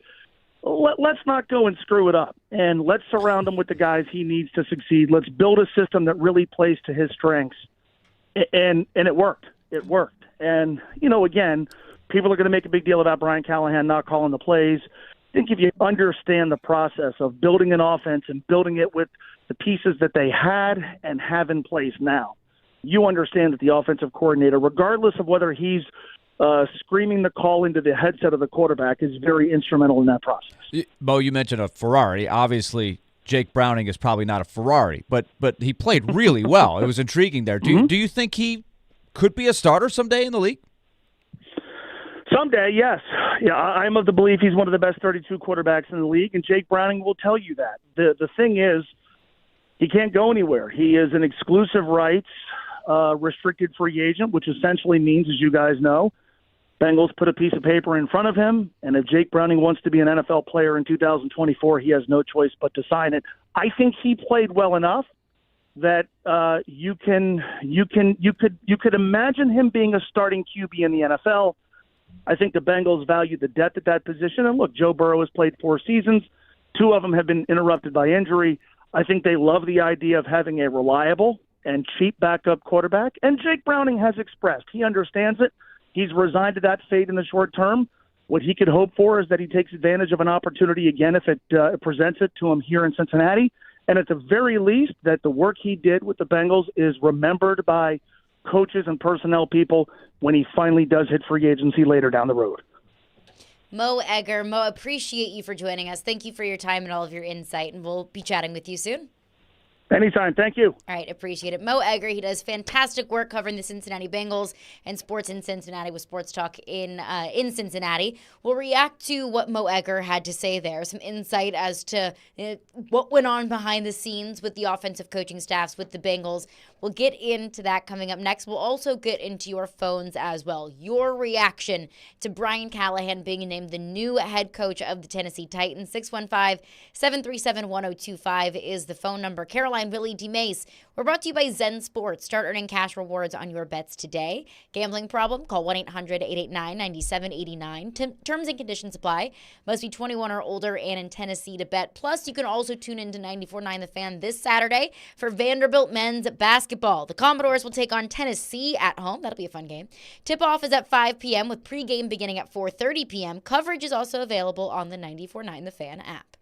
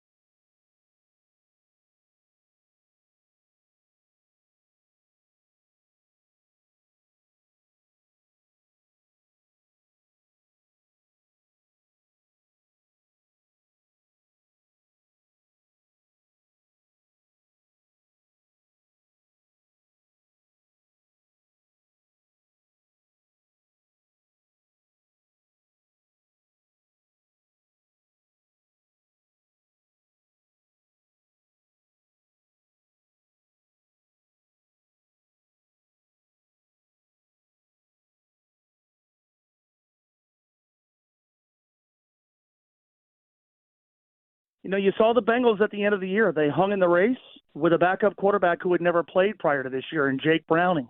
And I think the job that the offensive coaching staff did in bringing him along, teaching him the system, getting him up to speed, and then kind of adjusting the way they call plays on the fly and the way the offense works on the fly, using an offensive system that frankly was not entirely different, but visually much different from the one that Joe Burrow runs. I feel like the offensive coaching staff deserves a lot of that credit too. Obviously, Zach Taylor being the play caller is going to get a lot of that credit. I feel like Brian Callahan's role in doing each of those three things, though, has been instrumental, and that's why I think he deserves an opportunity to be a head coach. All right, there you go. That was Mo Egger, who does Sports Talk Radio in Cincinnati, longtime radio host in Cincinnati. He's been covering the Bengals for a long time. Appreciate him for joining us in the last segment. Now, D-Mase, one thing that we've talked a lot about throughout the coaching search, one thing that you've brought up is need to find that leader of men. You need to find somebody that's able to establish and maintain culture. Because culture is easy when you're winning. It's not very easy when you're losing. Philadelphia. Exactly. I think they're experiencing that with the AJ saga. That's something that you brought up today that we talked about. Okay, some Titans fans are concerned that he never called plays in Cincinnati. Now Brian Callahan will call plays for the Titans. That's a concern. How much of Cincinnati's success was due to Brian Callahan, and really how much was it due to the personnel? You said your number one concern is, can Brian Callahan be a leader of men? That's something that you asked Mo Egger. Do you feel any better now hearing Mo Egger's testimony of Brian Callahan? The testimony of Mo Egger. I mean, yes, in the sense of because he's right, and see, this is what we talked about earlier too. Is okay. Everybody wants to be in that seat, or everybody wants to be in that room, but once you actually get in that room or get in that seat, can you handle what comes along? Willy brought up, Fox and Coach John Fox and what he described and becoming a head coach and how much it entails and all this other stuff. You just don't think about that stuff, or you can't think about it because you're so in tune with what you're doing as an OC or a DC. You're not thinking about all these other things that sort of comes up that head coaches have to take care of. So to me, I am not worried about the play calling. I'm not. That's down the line. I'm worried about 3 or 4 other things before I even get to the play calling. I'm worried about this roster, who they're going to put in front of, the quarterback, get more receivers. I'm worried about that stuff. I'm not worried about who called plays and all that, because obviously from what we're gathering, he had a big hand in what was going on offensively during the week. And those two would seem to be so in lockstep that even if I wasn't calling the plays, I knew exactly what he was going to get ready to call based upon down the distance, based upon the team that we were playing. My thing is, can he lead this 53-plus man roster? Because everything is not going to be sweet. It's not. You're going to have your highs and you'll have your lows. Everybody is on board when things are going great. You don't hear no rumblings. Everybody's coming into work, happy, getting there 30, 40, 2 hours early. Everybody's just like, let's go into the building because we're winning. Then when you start losing, it's different. It's different. You heard Derrick Henry say, this locker room's different. That was out of his mouth. This locker room is different. AJ became a big old pain in the butt this year when the Eagles weren't winning games. But last year when they went to the Super Bowl, he seemed like the happiest little clam in Philadelphia. So you got to be able to, and that's one thing you got to give to Vrabel, is that he was able to keep it together. The 2020 when everybody, remember they got completely buried by the national media for violating the protocols and they couldn't practice for a long time.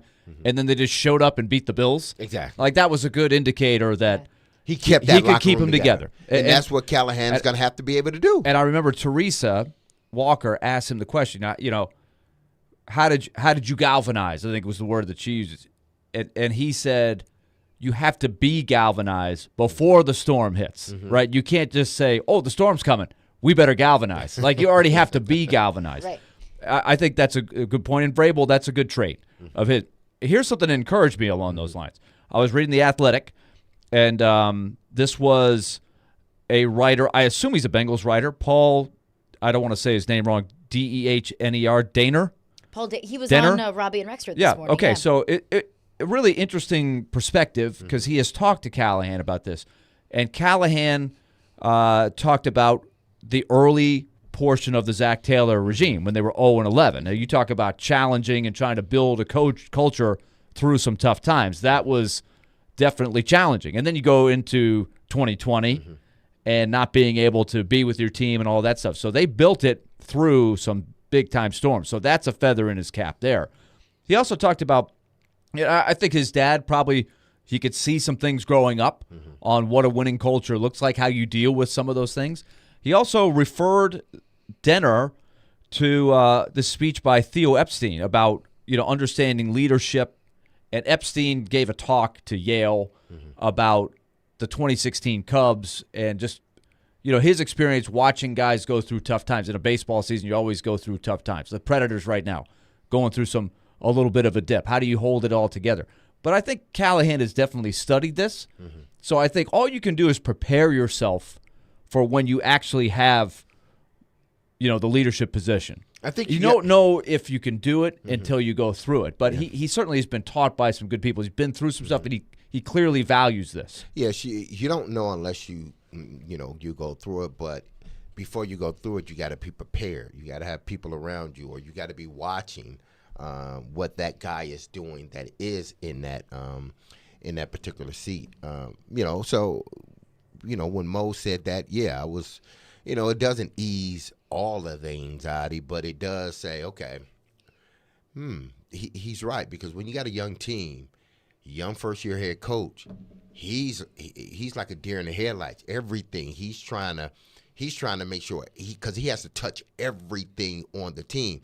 So you got to have someone that knows the pulse of the team because he has to be everywhere. That's why it's going to be very critical who he hires as his assistants, because those assistants, while he's out there being the CEO and managing everything, his assistants are the guys that have their ear to the ground, that have their pulse to these players. It's 7 receivers in the receiver room. I go in there, I get the pulse of them. We all get in a meeting.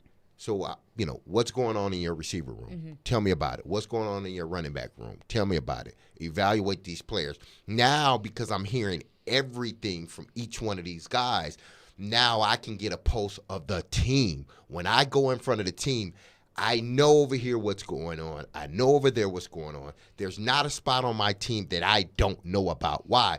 Because I am in lockstep with my assistant coaches. That's why it's imperative for him to hire guys that think like him, that move in the same direction as him, and, obviously it all filters down.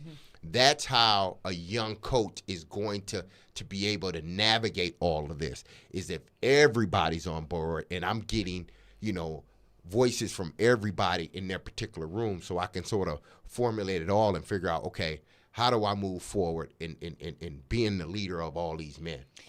Because there's all different personalities. And it's not only important for him to hire the right assistants. I think it's important for Ran and Amy to let him hire his own assistants, whether it's the right assistant or not. Again, time will tell if it's the right assistant or not. He needs to be able to make that decision. And speaking of Ran and that relationship, Amy Adams Strunk did tell us when she sat down with Mike Keith, I'll let you know who has final say. I'm going to be honest, I don't think that Brian Callahan has the pedigree or the skins on the wall to be able to have final say of an NFL organization. I think that he can collaborate, because when I mentioned Paul Dehner was on Robbie and Rexford this morning, that's one thing that he said is everyone in the offensive coaching room collaborated on game plans, and Mo Egger mentioned with us that everyone that was in that draft room, Brian Callahan included, they all put their hands in the middle and said, Jamar Chase on 3, 1, 2, 3, Jamar Chase.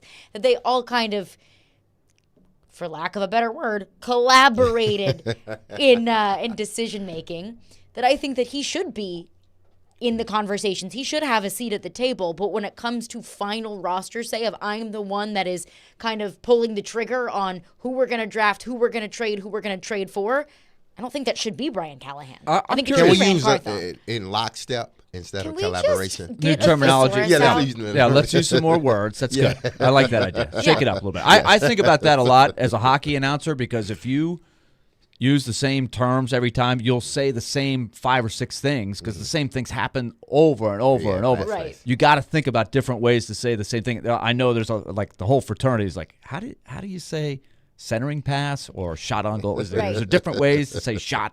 There's a million different ways. But Work together. yes, so work let's work on that.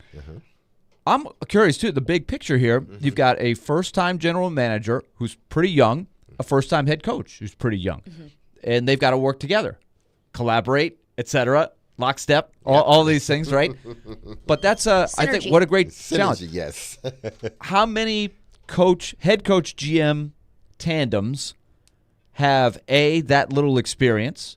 And B, any younger? Like, is that the lowest average age of coach, general manager? It's got to be up there, right? It may be. They may be the youngest coach GM tandem. Let me see. Buffalo. When McDermott first got the job. I mean, I really don't know. I'm just guessing off the top of my head. It's got to be among the younger / most inexperienced. Doesn't mean that it's not going to work or anything, but it's a great challenge. It's part of the story. Yeah, no, it is. So, I mean, I'm sure they will, find a way to make it work. It's good that he was. Yeah, it's good that he was able to hire their guy. Like, this is the guy we want. It wasn't a fixed marriage or anything else. It was we went out, and whether he was your guy from the onset or not, we all went out and we got the guy that we wanted. So now we're all in lockstep. We all have, the synergy is there. I can't help but laugh now. I'm trying not to say The synchronicity. Yeah. The synchronization. We're all synchronized here. And if you got another word, Nick, you can say it too. I don't. I'll think of one. Yeah, but they're all, they're all on the same sort of wavelength. Level. Yeah, as far as what they're thinking and moving forward. So it's good to see. It's refreshing because just think about this. Since they moved here in Tennessee, they've never come out of this run first mentality. Now, listen, defense is defense. But I looked at teams like Pittsburgh, Baltimore, the Giants. Giants are known for their defense. They are. You go back to LT, Carson, all those dudes, when they won Super Bowls, they were flat-out ballers. Their offense was sort of anemic at times. I mean, they did enough, with Carthon and Bavaro and those guys to move the ball down the field. But those they were won the times too in football when you could afford to be maybe not elite on offense. Absolutely, but the defense. So I look at those teams, but what did those teams eventually have to do? They had to evolve. Pittsburgh evolved. They were more of a 3 wide receiver set. They still ran the football, but they opened it up with Big Ben. They allowed him to throw the ball down the field. You see what Baltimore is doing now with Lamar Jackson. They're still running the football, but we got to open this thing up, in order to win games.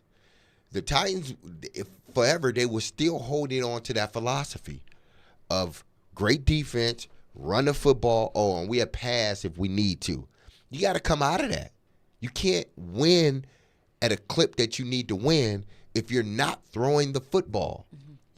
That's not a bad word. Throwing the football is not a bad word. Yes, you're going to be balanced, but when teams think of you, what are they going to be thinking of? You want to change that narrative of running a football, playing in a fumble. You want to change that. We can still do it at times, but we want to get the ball down the field. You know what that just made me think of? Rand Carthon's introductory press conference. And I always go back to that too. And what did we say when he said that?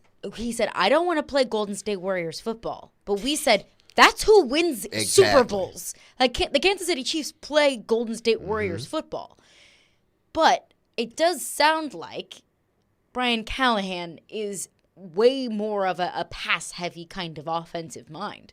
Is that something that Rand Carthon is now saying, look, dude, it's your offense. I defer to you, and I'll just bring you the players that you need? I think Rand was deferring to Mike when he said that. I could be completely wrong here. I have no inside knowledge of it. But when he said that, I in my mind, I think he's placating to Mike Vrabel and what he wants to do. But because the teams he came from, I mean, they threw the football. Yeah. They did. They ran it. But when I thought of Atlanta with Julio Jones, and I thought of throwing the football. I didn't think of running, but they ran it. San Fran, I didn't think of running the football, but they ran it. You need to run the football. You have to run the football in this day and age. But you better have a pass game that can put up points and put up points quickly. When you're down 10 points with 5 minutes left, running the football ain't an option. It's not an option. We got to score points and score points right away. I'm hoping that's Brian Callahan's philosophy. Let's put the pressure on the defense. We're going to run the football. Mm-hmm. We'll do that. Cincinnati runs the football. But we're going to put the pressure on the defense to stop us from throwing the football. All right, we'll wrap up our final thoughts of, I guess, what we're going to call Brian Callahan Day on the program. and we'll do that coming up next. Hey, 102.5 and 106.3 The Game is officially inviting you to our first ever Super Saturday. Join us and come hungry Saturday, February 10th at New Heights Brewing for all the soup you can handle from some of the finest restaurants in Middle Tennessee. Bring the family and enjoy delicious soup, live music, games for kids, and so much more. It is our first ever Super Saturday benefiting the Nashville Predators Foundation. More details coming, including how to purchase tickets.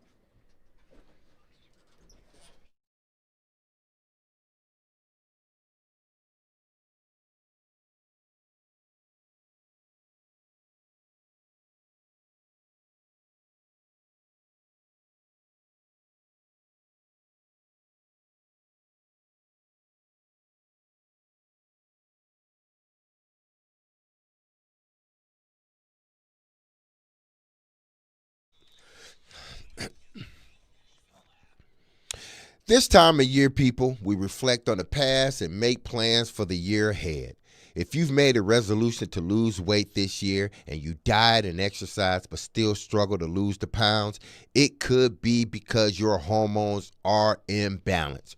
Call my friends at Cool Springs MD. Their experienced doctors specialize in identifying which of your hormones need to be balanced and provide a tailored solution designed just for you.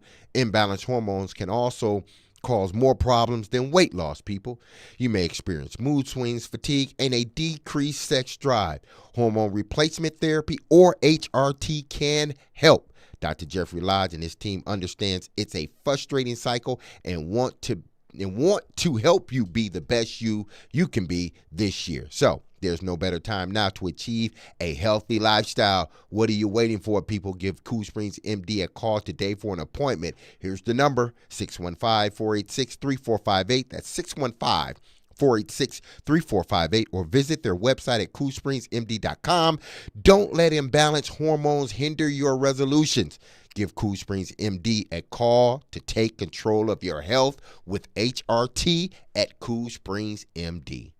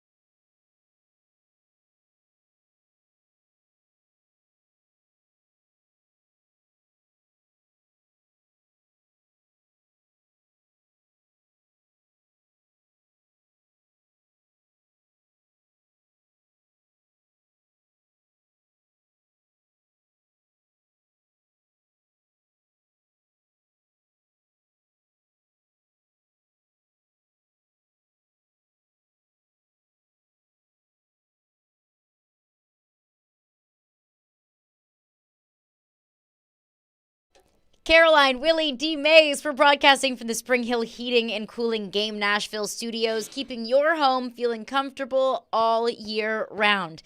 Now, Brian Callahan last night, it was announced that he will be the Titans' next head coach. Now, one thing that I do want to remind everyone is it's really easy today on coach's first day, leading up to the press conference, it's really easy to feel like everything is peachy. You haven't lost any games yet. Everything right now is a clean slate.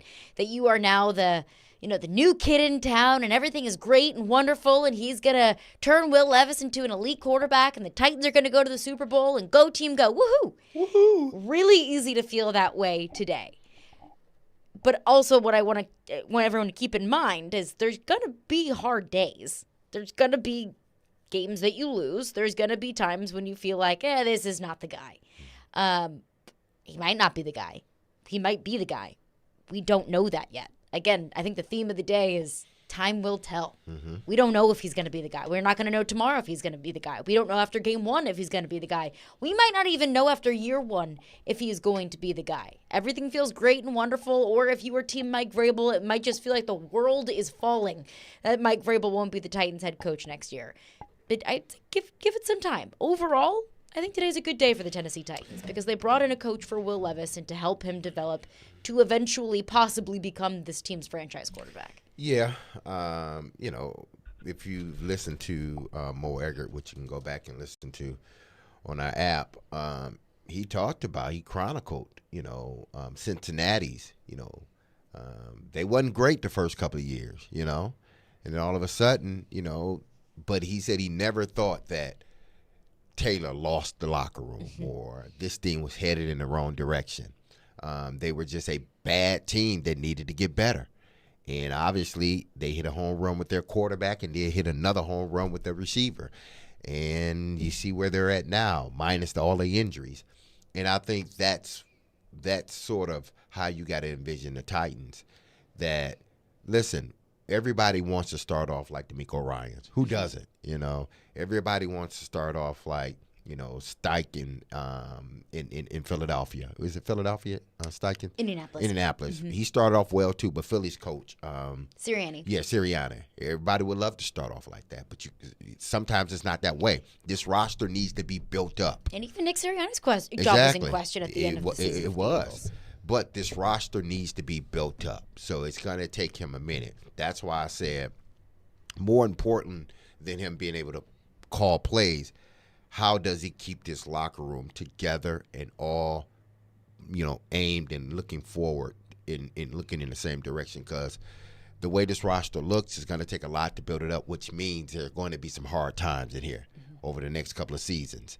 And if you look at this team, even while they're losing and you thinking, okay, the coach got command of what's going on, they just need to, then that's a good sign. But if it's the other way, they're losing and you think that's not good at all. All you can say today is that does the pick make sense? Mm-hmm. Does it fall into line with what you're trying to do? Yes. Is he prepared for the job? Is he a good candidate? Yes. Was it an attractive job to good candidates? Yes. I think that's all you can say today. Mm-hmm. But so that's where I think the positive vibe is coming from here. Yes. It may not work, but I think they got the guy they were looking for, and he's a qualified guy. Mm-hmm. I would agree. Also, a little bit of news. Jim Harbaugh is, quote, in striking distance of getting a deal done to be the Chargers' next head coach. Mm. So what does that mean when it comes to Jim? Striking distance can mean we're right there or what? That's up to interpretation. That's going to do it for us today. We'll be back tomorrow at 11 a.m. Stillman & Company is up next. Be love and love on your people. Peace.